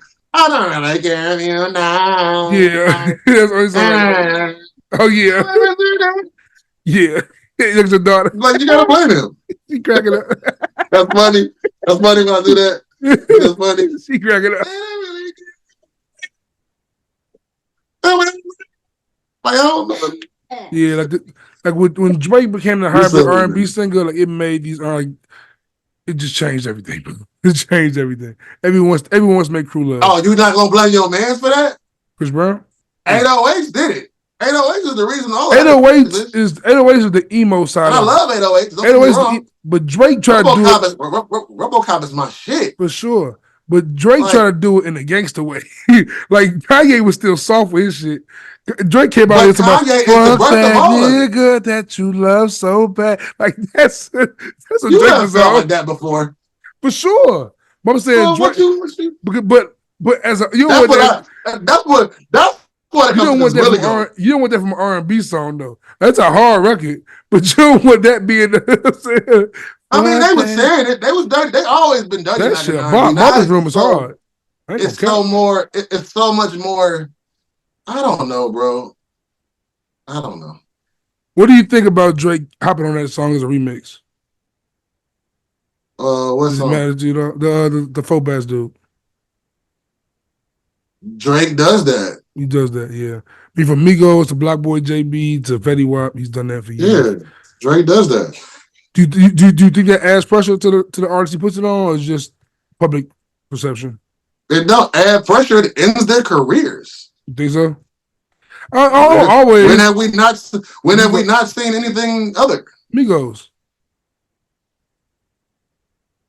That's the only one. Migos was gonna be Migos without. It was gonna be big. Migos was gonna be Migos without Drake though. A lot of these other Black Boy JB, McConnell, Black Boy JB disappeared. I don't know what happened to that nigga. And that was my shit. That was the joint of the summer. That was my shit. I'm gonna find out this that tonight. That was the joint of the summer. That shit went hard. Man. Fetty Wap had niggas doing the dance, everything. Niggas doing the dance, everything. What? That was my joint. Yo, I heard mention Joe Budden part. I think Ice said that he put Drake in the top 5. Honestly, I don't agree, but I can't argue against that because Drake's impact is crazy. You just sit back and think about it. It's like Drake LeBron is Drake, shit. Bro. Drake is LeBron. Like him and LeBron are that's like you don't want to say that they great because it's just like but I do want to say that. For sure. I do too. I'm with you. I'm on the same page. But like, when people are trying to like diss them, like you try to diss Drake, you try to diss LeBron, like you just come on, bro. You know you got it. Like, bro, I don't even know why people entertain. I don't. That type of shit don't exist to me. Like when I listen to them ass, it's because I really think it's ass. Like I'm not hating. Like man, that's kind of like Mano said on Instagram today. Niggas with no emotion. That's why I don't like getting on here and talking about people all day because. I mean, on paper, we ain't got no emotion. And it's like, who are we? Like, that's why it's like talking honest opinion shit. As opposed to, because I don't have the reason to hate none of these niggas, bro. I love a lot of these niggas, but I can love you and still say that I wasn't impressed. Is there, and I have that right as a consumer. If you had to get one artist to drop an album this year that is not on the horizon, dropping an album this year to everybody's knowledge, who would you want it to be right now? Rapper, singer, I want to hear some new music from this person right here. Like, I have a name that I can't think of right now, and I don't know why, because I've been saying it all year. I have a hot take. This will be surprising to you, I think. I would not be mad. And mind you, not a fan. I diss the guy all the time. But I would be mad at Big Sean project dropping this year. Because I definitely want that. Yeah. Because I was thoroughly, really, you ain't gonna believe me, but I really wanted Detroit 2 to be good. I was very mad that I didn't like it. I was very upset that I didn't like that album. Because I wanted it to be good. Because like the last album, I think I Decided was good to me. I Decided. I Decided was that album doesn't talk about enough to me. It doesn't at all. But like Bounce Back was a hard record. Like it was the first Big Sean record I liked. Bounce Back Yep. isn't. That's the Metro Boomin album. No, the Metro Boomin was after that, I think. That's the Metro. That's Bounce That Back. that was double. No, something. Bounce Back is I Decided. You were right. Yeah. No. Yeah, Metro Boomin was called double something. Metro Bounce Boomin Back album I is ain't on- like. Oh, no, that's the Cash Doll record on the Metro Boomin joint. Word, You're right. word.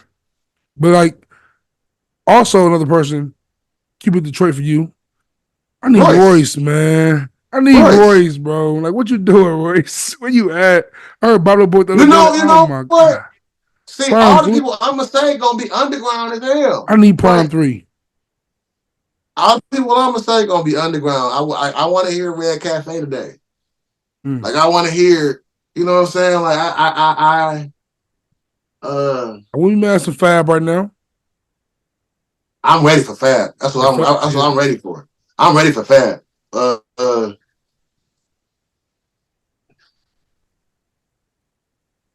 There's, I don't know, bro, because I think I would love to hear Shauna rap today. Shauna. I would love to hear Shauna give us an EP or something today. I would love to hear that. I would love to hear that. Big shot to him. That's Shauna. Yeah. Peace.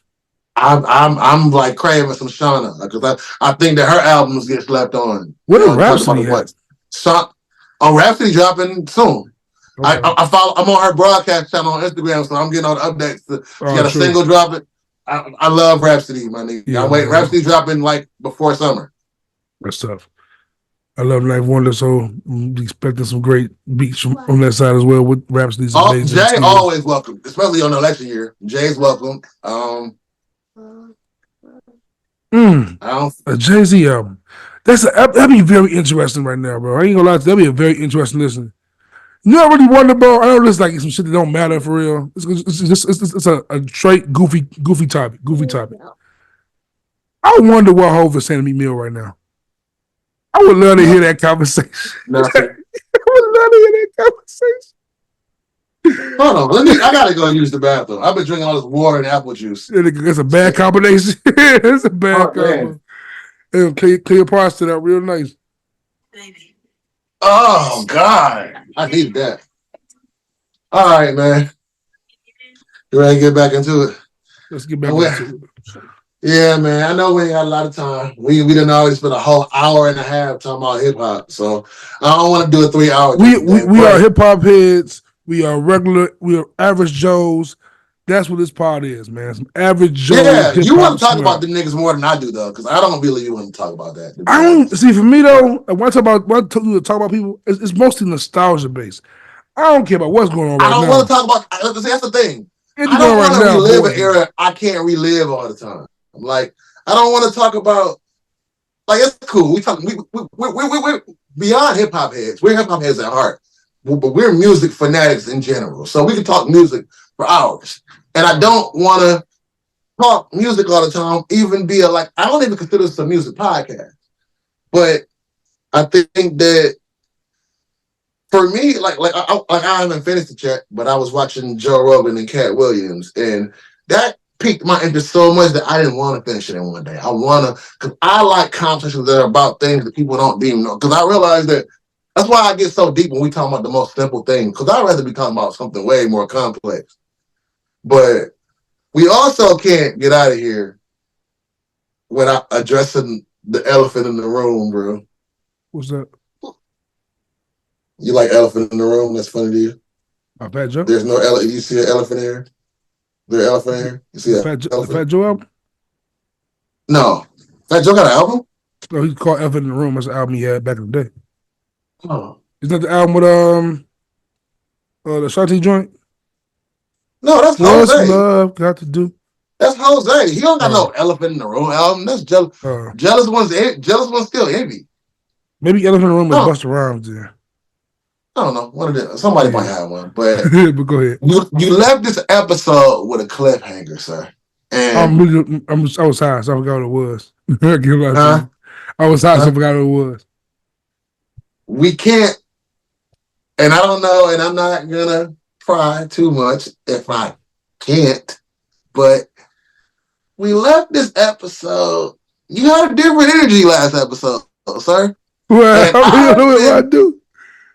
And I've been like trying to stray away from these topics because once upon a time, I might have considered how you would give it up and what you could and couldn't say. But we here now, and I always wanted to know, and maybe this is like a brother thing where men just want to get to know their homies on a more intimate level. But you such a, to me, a peculiar, snobbish, all with respect, odd nigga, very, very like militant and standing in your own for how you feel. Juice ain't gonna budge on when you don't feel like budging. So it always made me wonder, what is a relationship Juice like? Because you was in a relationship. Oh, well, the end of last episode, it seemed like you were.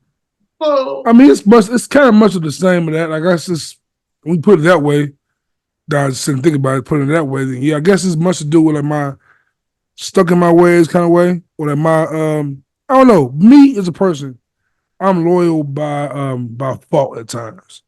And honestly, it's probably a situation that should have ended way before it ended. Like I just should have ended that before it got deep. You was playing stepdaddy and shit, man. I was wondering because you real quiet. I know you real quiet about your private shit, but yeah. Hey, bro, I'm not gonna sit here and talk about my 3 kids and 4 kids, a bonus daughter, baby mamas, and all this shit, and you don't be giving it up. And you, like, how does Juice? I wouldn't say I play. I can't even see you being like no arguing person. Like, I can't even see you getting mad.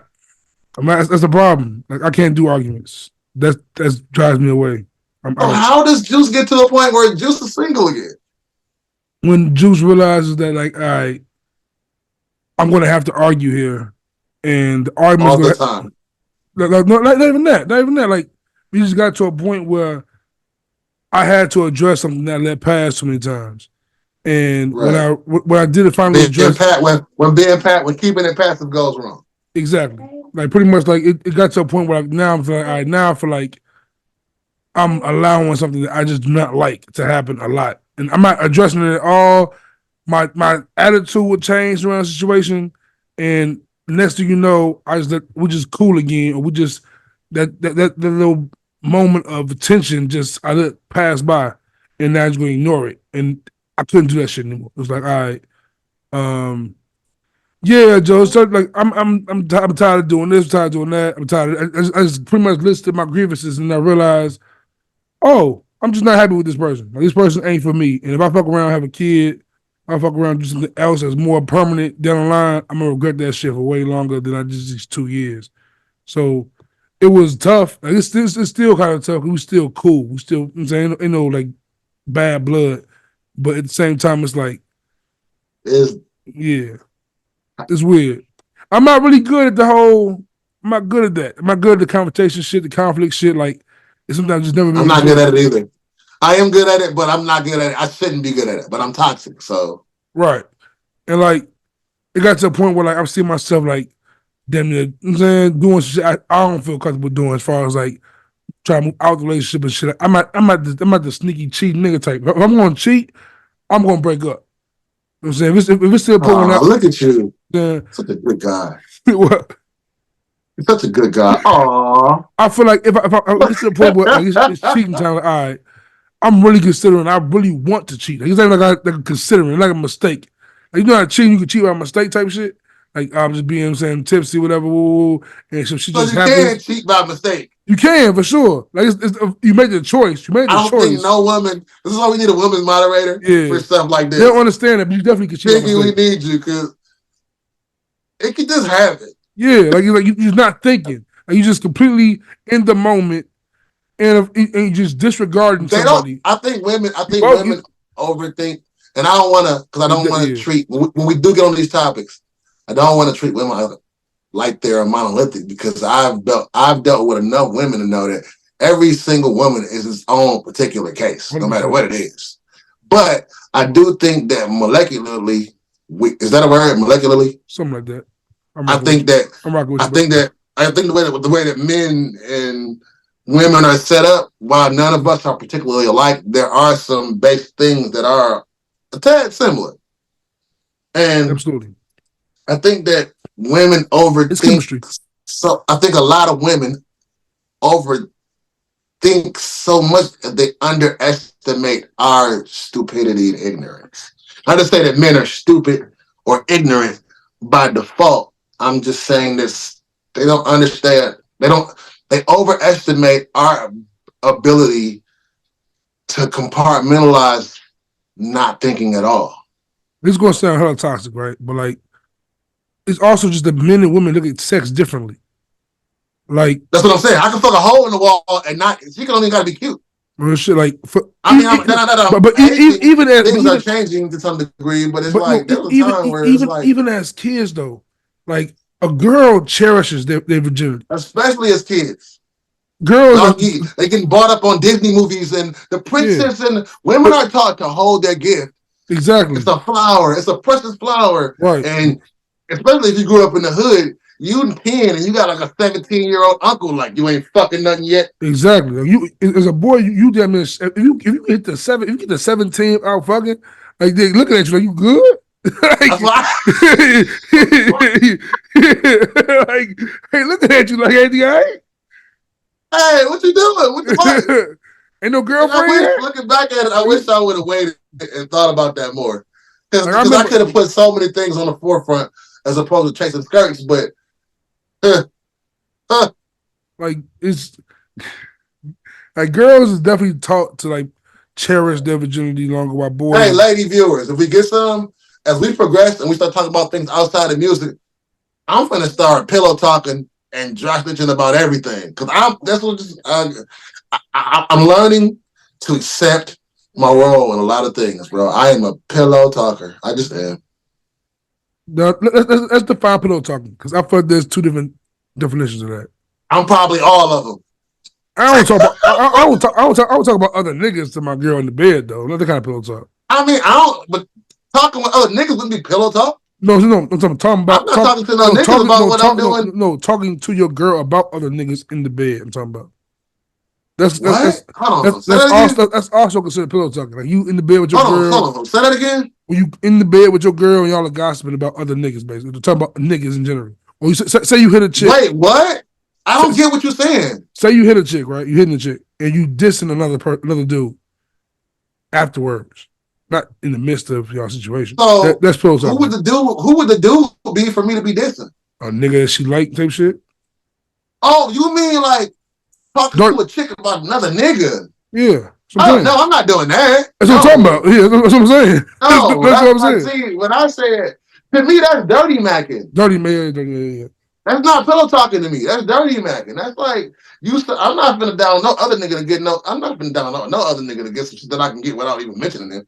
You surprised how common I don't even want to talk about him. That's just I don't so want common. you to talk about him, to be honest. It's so crazy how common that shit is these days. Like, man, what is wrong with you? Like, bro, See, I grew up in areas where those things were frowned on. I ain't gonna lie, I have done it once.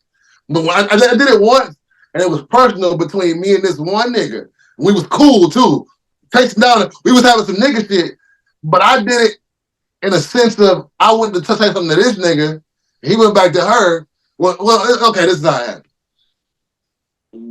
We was on some young dude shit, flipping them around. Mm-hmm. So I ain't gonna get that deep into it because it ain't that serious. But I agree between the lines. Pause. I said something to the woman that he said to me that I didn't think was like that deep. I wasn't trying to do that. And me and him laughed about it. And then he went and said something to her about it. It's like, nigga, why you do that? And he got mad, or she went and said something to him about it, which he shouldn't have did. But that was my mistake. That was just me talking too much. I was talking and saying too much this particular time, and she went back to him. But me and him I'm not gonna say we was doing some shit that coincided with her, and I said too much, and he got mad and we started arguing. Then we had another girl in common, and then at that point, nigga would say something, and that was me. That was me being a younger guy reacting on the emotion. Because I heard he said something about me as opposed to asking him myself. Oh, now you talking about me, but me and him had already had words. We was on site shit. So at this point, it's like, well, fuck it. Now we competing. We was Eskimoing on some. It was messy. But that was the one time that ever happened. And even then, we cool. Now I had to call that nigga and say, looking back at it, it was like, hey, that was my ego talking, bro. I shouldn't have said that. But Real shit. I don't just participate in talking about other niggas with no women. I don't even want you to do it. For what? Like, in my past situation, Joe, mind you, I work in bars, do security and shit. The amount of times Shorty came back to me like, yo, he ain't cool with you. What you mean he ain't cool with me? He just asked me, he really with that nigga? Like, oh, word. Like, multiple times. This how niggas is moving outside, Joe. Mind you, like, I'm a cool dude, bro. You ain't like what you want, bro? Like, what you want? Like, for real? What you doing right now? I didn't really know how nasty niggas was moving. Nasty. I got a lot of. I didn't know how nasty niggas was moving till I stopped fucking all my female friends and started having like actual female friends, and was sitting up with them and like you can't be fucking up women. Female friends, bro. That was the point. There was a point in time where me and you we wasn't going to get nothing. We wasn't just hanging out to hang out. Oh, true. There was a time up until about 30 years old, there wasn't no such thing as female friends. I mean, That's about right. That's about right. That's about right for me. Yeah, but 30 years old, I guess like it's important to have female friends, like real female friends. That you can't, because now I got female friends. I'm talking to you, and I'm talking to about another female, another woman, and deep down inside, you being my friend, but you like fuck that bitch because I'm fucking everybody. So. I used to strongly believe that men and women couldn't be friends, like at like 25, 27, because I always felt like I've never believed that. My best friends always been girls since middle school, elementary school. Best friends always been girls. I got my homies is my homies, but I always had a best girlfriend always. I ain't Vic, so when I was young, like all my female friends that I had around me for real was females I couldn't fuck and say, fuck it, we just be homies then. I mean, I also lost my virginity at 12, though. So I was Casanova. 12? How old was she, bro? 14? 15? Long as she wasn't a 21-year-old, bro, 19-year-old. My mama would kill me, nigga. That shit happens, bro. That shit be happening to... Now, when a nigga got 15, 16, there was some... Never mind. I'm not going to be able to tell my mama. But there was some... I'm not gonna say that. You don't do that. Hey. Out to my dukes. the benefit of being raised by all women. It works. It's a gift and a curse. I'll just say that. I couldn't imagine being a young celebrity, bro. So let me ask you this though. Now that y'all you say y'all cool still, so they should be giving you like that. I'm talking about me in your little podcast. Let me talk about me in your podcast. I'm talking about you. No. None like that. So she cool with you just talk. What is she like younger than you? She's like a few months older. Oh, okay. Back when I first started BKC. I ain't gonna lie. I'm a bit of a drama like a nigga. I want Zeus. I wanted it to be bad. Suits? No, I said I'm a bit of a I like my little ratchet side too. Oh, when I asked about your breakup, I wanted it to be bad. I wanted it to be messy. I wasn't messy. It wasn't messy. It was actually the cleanest breakup I've ever had in my life. But I had some bad breakups. You don't understand that my goal every week. I had some really bad breakups. You understand that my goal every week is to try to pull more of your toxicity out of you. Oh, I'm toxic, bro. I'm with you. I'm with you to a degree. I don't be because you like to fall. You fall into this like. That's so, because to me, the soul period niggas, the women, and y'all are the most toxic people. But y'all just fit into this, y'all be wearing koofies and shit. So we just be quiet. That's all it be. We just be quiet. No, we get messy. Get messy. Cause street niggas be flashy. We ain't ready to flashy. You know what I'm saying? So y'all shit gonna be low. You know what I'm saying? Like, damn. Look, bro. It ain't. This is just the beginning of these type of conversations. Real shit. Because I'm trying to reserve myself, right? But I do want to get into conspiracy theories and all types of wild shit that just quote unquote cliche hip hop black male podcasts don't talk about. But I also want to get into the Mets.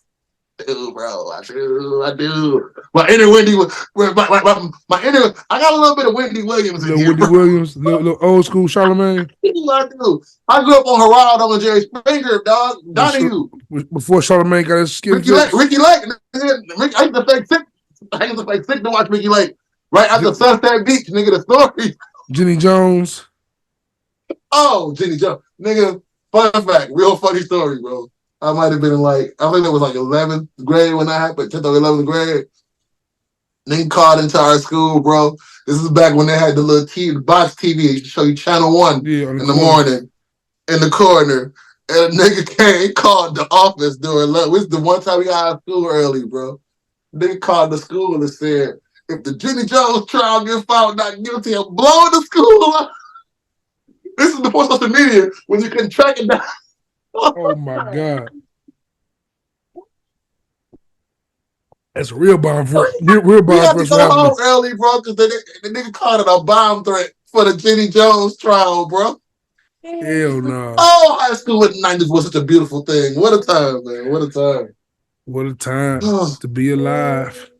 Man. Yours, me and mine. I just saw that the Slim Shady LP turns 25 this week, and I'm like, yo, them numbers, bro. I ain't gonna lie, that was my bro. junior year of high school. I ain't gonna lie, them numbers be depressing the fuck out of me, bro. Like, I be seeing them numbers, be like, nigga, what? Because you see, you had 25 years. 25 years is a long time ago, bro. like 25 years ago, I was 8, 29. Like that's like, damn.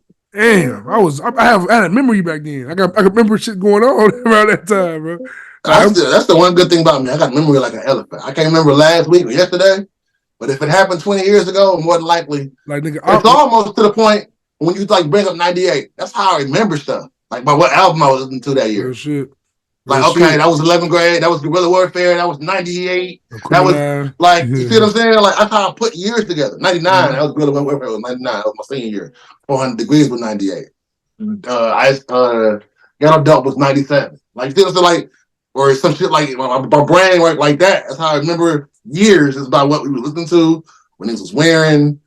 And that's why this podcast is always going to be rooted in the hip hop, but I definitely want to venture out and let's bridge some other gaps, man. Because we're more than a couple hip hop nerds and niggas from the hood of Chicago and Detroit. Real shit. I agree with you. 100%, man. And take podcaster out of your profile. I'm gonna do that tonight. That's I ain't know I said that. Yeah, take it out of your profile. Yeah.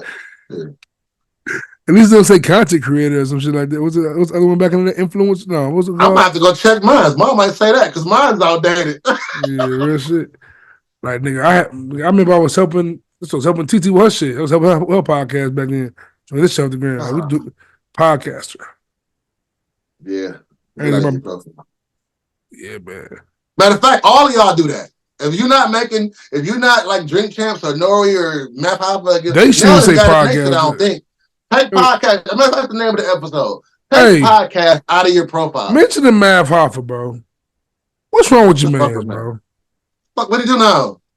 They say nigga Champ leaving the podcast now. Not Champ. I'm like, get the fuck out of here, bro. Don't say that, bro. I'll fuck with Champ. That'd be Don't crazy. say that.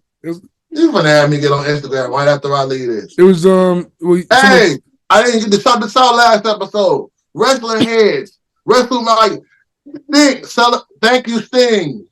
Sting's last match was last week, bro. He went out in a blaze of glory. I don't like AEW, but for my wrestling heads, nigga Sting's last match, and I just wanted to salute Sting and thank Sting for being a pivotal part. I don't know, Sting like in his 60s or something like that. Get your thing. I seen clip it. My fault. Go ahead, just do it again. What? Like I just want to thank Sting for being a pivotal part of my childhood, bro. And rest in peace, Virgil, $1 Million Man. Rest in my wrestling fans, bro. It's been a very insightful year, and professional wrestling is back, like as popular as it's ever been, and that's so dope for me because I went 20 years without watching it, hating on it, talking shit about it. But wrestling fans, we back, and my nigga The Rock back. But thank you, Sting, for just giving us a 40-year career of greatness, bro. I started watching Sting when I was 5, and I was like 86, 87, NWA. We used to be rolling on with Ric Flair and the Red Rooster and niggas way before your time. Wrestling But for 40 thank you, years is Sting, crazy. man. Wolfpack, Sting. I like you, Sting, for 40 Wrestling, great years. wrestling for 40 years is crazy. That's a shout to Sting, man. That's incredible. Shout to Sting, To even man. be able to withstand that with his body. Nigga, I And he remember went out there that last match to put on, had a hardcore match to put on a show, jumped through tables. see, I remember Sting, Wolfpack greatness. Sting. That was greatness, bro. Wolfpack Sting with the red paint, bro. That nigga was a But I got a animal. Wolfpack shirt sitting there somewhere. NWO New World Order. That was the time. man. Professional wrestling is back where it's at. You see Joe and them talking about coming back, and then realize what them things, and then realize what them cakes over there looking like in that women's division. All right, Joe Jade. Yeah, Bianca Belair, what's up? I see Mary, Rhea Ripley. I love. I be seeing some names. I be seeing some clips and shit online. But what do you watch wrestling now? Still USA? Yeah, but wrestling is actually going on Netflix next with that big deal. The Rock Shout out to Netflix, Joe. I don't know how Netflix do it, but they know how to stay. When you think they're finna fall the fuck now I gotta off, go pay for Netflix again now to go watch wrestling next year. But they got it on Peacock pay-per-views. You got Peacock, you can watch all pay-per-views every month. WrestleMania is next month. It's gonna go down. The Rock, Cody Rhodes, it's gonna go down. And I challenge Queen's Flip. Nigga, you can't beat me in no wrestling talk. You a young boy, and I realize you don't know what you be talking about a lot of times, but you did beat Joe with that it wasn't more than one Ultimate Warrior. It was not. Stop. It was not. It's only one Ultimate Warrior. Joe didn't know that, but Flip don't know as much as he think he do, bro. And I definitely go at it with Queen's Flip on some wrestling shit, man. Was there more than one Kane? No. Just asking, What? man. Just asking. No. Kane is Kane. He elected official now. He's like a governor or something. I know, shit crazy. Because like when I was a kid, I don't know. I just felt like Kane was bigger than that, or taller than that when I was a kid. It's just crazy. Yeah, but he probably He is big and tall though. It just that. I go back before I remember watching Kane when he was Isaac Yankem DDS. What did they do in wrestling? Tell me the storyline. How they fix it? Like when Kane What was do you mean how revealed, they fix it? when Kane was revealed with the mask off and the skin was normal. How did they sell that as in the storyline? When he revealed his mask off, remember he had half his hair shaved. He was fucked up looking. No, but I'm That's saying the scary movie See No Evil. So it was I remember that, but I'm saying when he came back and he showed his real face. How did they sell him having a normal face now? They just let it he go. didn't have a normal face. He did. No. When Later, he first no. I'm talking about later in the years. He came back as he came he back. was like a corporate. He was the businessman. He was a whole new Kane. Oh. In wrestling, you can just change the story. You ain't got to go back and tell a story of why like he came. Bradshaw. Yeah. I was mad as hell when Bradshaw came JBL. Salute Bradshaw. I remember the real niggas, bro. Him and Farouk wasn't playing no games. Acolytes, nigga. They Close wasn't playing no games, bro. That's what I just said. I see they called D'Angelo Russell D-Lo. I said the only D-Lo I acknowledge is Brown. Nigga, D-Lo Brown, my favorite wrestler is a shorty, bro. As a kid, he was saying, all I heard was, from Chicago, Illinois, D-Lo, bro. He from Chicago? No, only his character was. He ain't from Chicago for real. Oh, right. When they announced him, though, he always said from Chicago, Illinois. D-Lo, I used to play him on SmackDown versus Raw. That was my nigga Undertaker had me believing niggas could really be from Death Valley. like that's a desert, bro. I believed every storyline. Because mind you, like I'm 8 years younger than you. So when that shit going down in WWE, that shit's real to me. Like, oh, that nigga, he really ate that nigga dog, bro. Them niggas really cut his dick off. Dude. That's great. And I do hate the term fake in wrestling because it's scripted. But it's certain shit fake. I'm not letting a nigga chop me like that. Ew, that hurts. That hurts, bro. I don't care if you pull punches, you know how to fall right. Those are coordinated stunt people. Bro, you try some of that shit if you want to. Right. Have a nigga jump on you from the top of a turnbuckle 50 feet away. I don't care you try it if you want to. Because I'm not letting a nigga do that to me. Nigga frog splashing on me. No. Yeah. I don't care if you know how to do it. That still hurts. These are human bodies. They're only built to withstand so much. Real. Was anything else more like before we get out of here? Is there anything else we need to like really chop it up about, man? BMF is back and confirms to me that Kane is the best show on the Power Universe or the 50 Cent universe. BMF, it just be the acting, bro. BMF acting be so ass. That's the worst acting of all they shows. 2 Chainz and them in there. I did like the first episode though. It was a good step up episode from last season. But man, bro. Oh man. So you know what? Yeah, the second episode come on tomorrow. But Come on, I can tell you this. If they blow it this season, I think I'm checked out.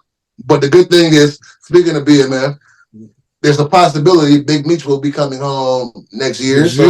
I would love for him to be there on the set before they finish this show. Because the niggas they got playing Meech after these niggas Meech, oh my, them ass. He looked like him, but I don't like He had a whole wig on. It's a braid. We can see the line.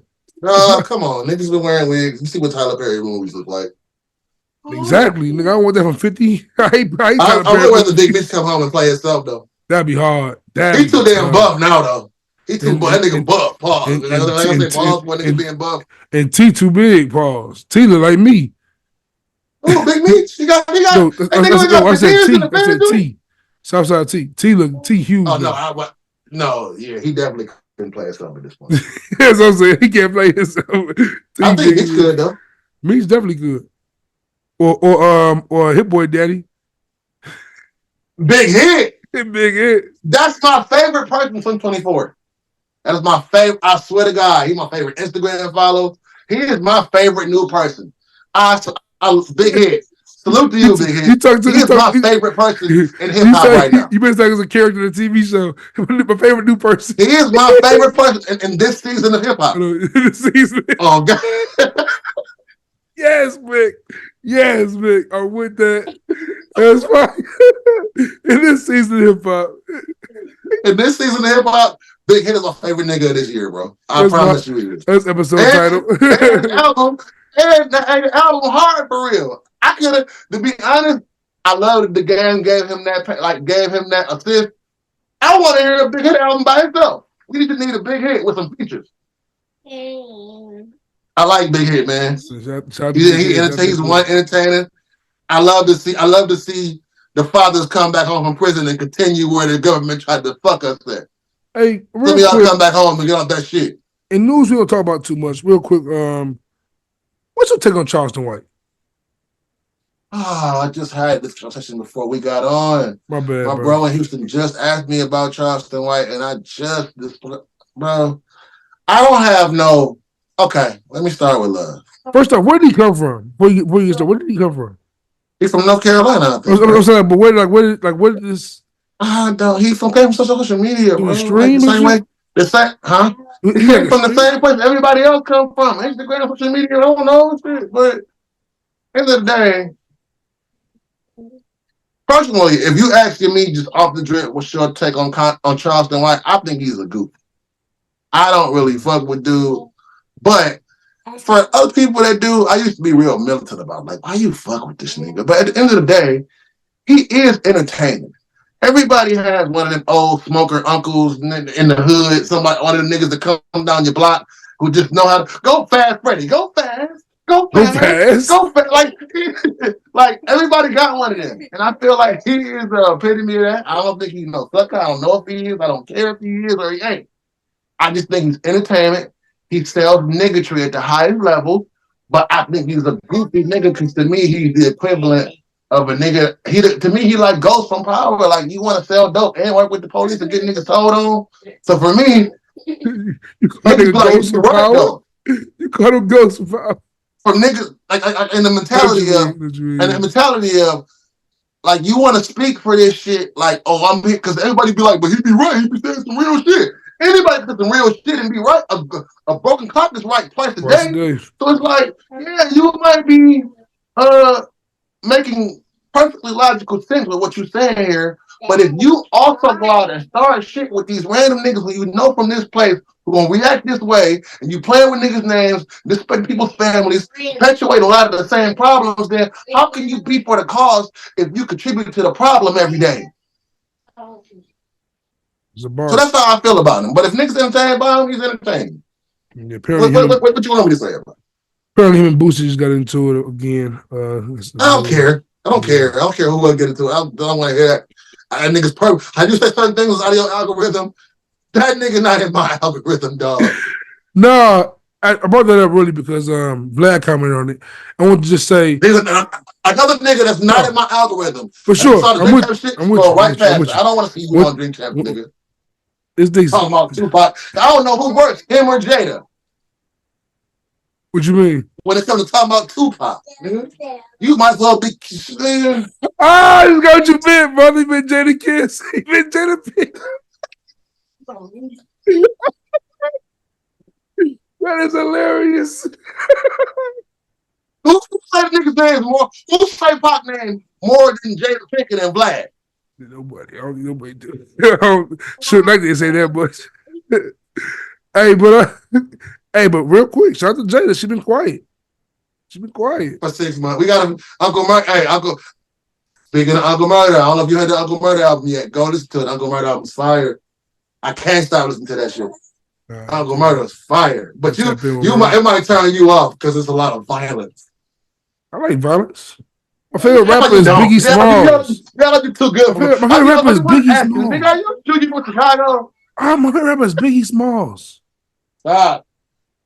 My favorite rapper is Notorious B.I.G. Don't get more violent than Biggie for real. I mean, sometimes you be question that shit, man. But I get it. Niggas is getting old. We don't want to see niggas die. But as long as violence exists in America, I don't want niggas to take the violence out of rap music. I watch battle rap. Them niggas most violent niggas in the world. Hey, speaking of battle rap, there's a dope battle happening in April in Michigan.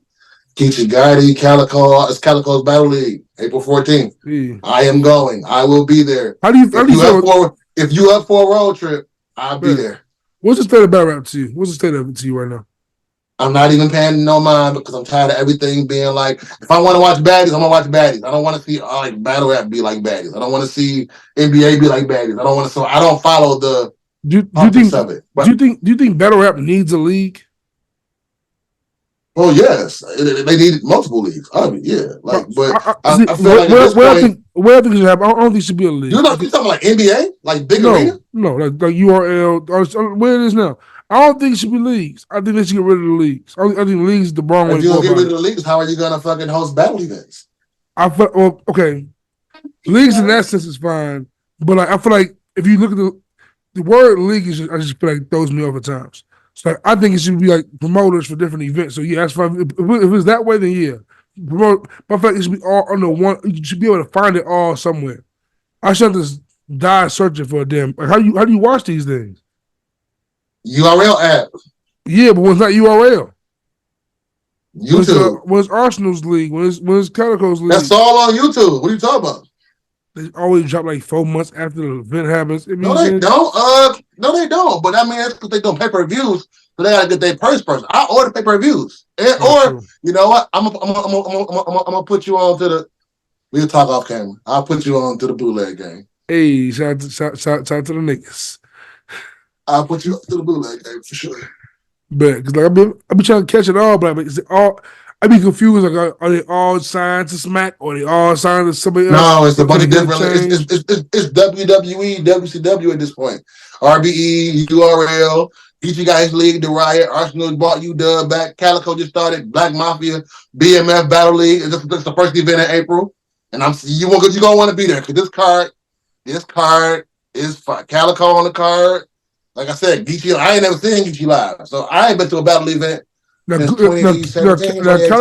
Calico part of BMF or was Calico's part of BMF? That ain't for me to say. Oh, true indeed. That ain't for me to say. True indeed. But shit, I used to go Guerrilla Warfare out of Chicago. Miss Gracie in there. I done been up at Adriana at the battles, nigga. Adriana. I done been at Adriana at the battles, nigga. Yeah. Long hair don't care. I see you, kid. But hey, that's a good episode, man. Good episode. We killed that. Probably got good. We back. Now let's make a pact, man, to get more consistent. We should at least be able to get 3 episodes a month, if not once a week. We should be able to do this, man, because that's the only thing that's killed nothing. Consistency, man. That's it. So let's get to it. We gave you niggas 2 in 1 week, but let's get back to the natural flow of things. Hell yeah, man. Let's do that. Till next time, man. I'm still I'm Bishop, Uncle Van Glorious, and this is, you want to say your name, Phoenix Rain? Or say bye? Bye. That's a good exit.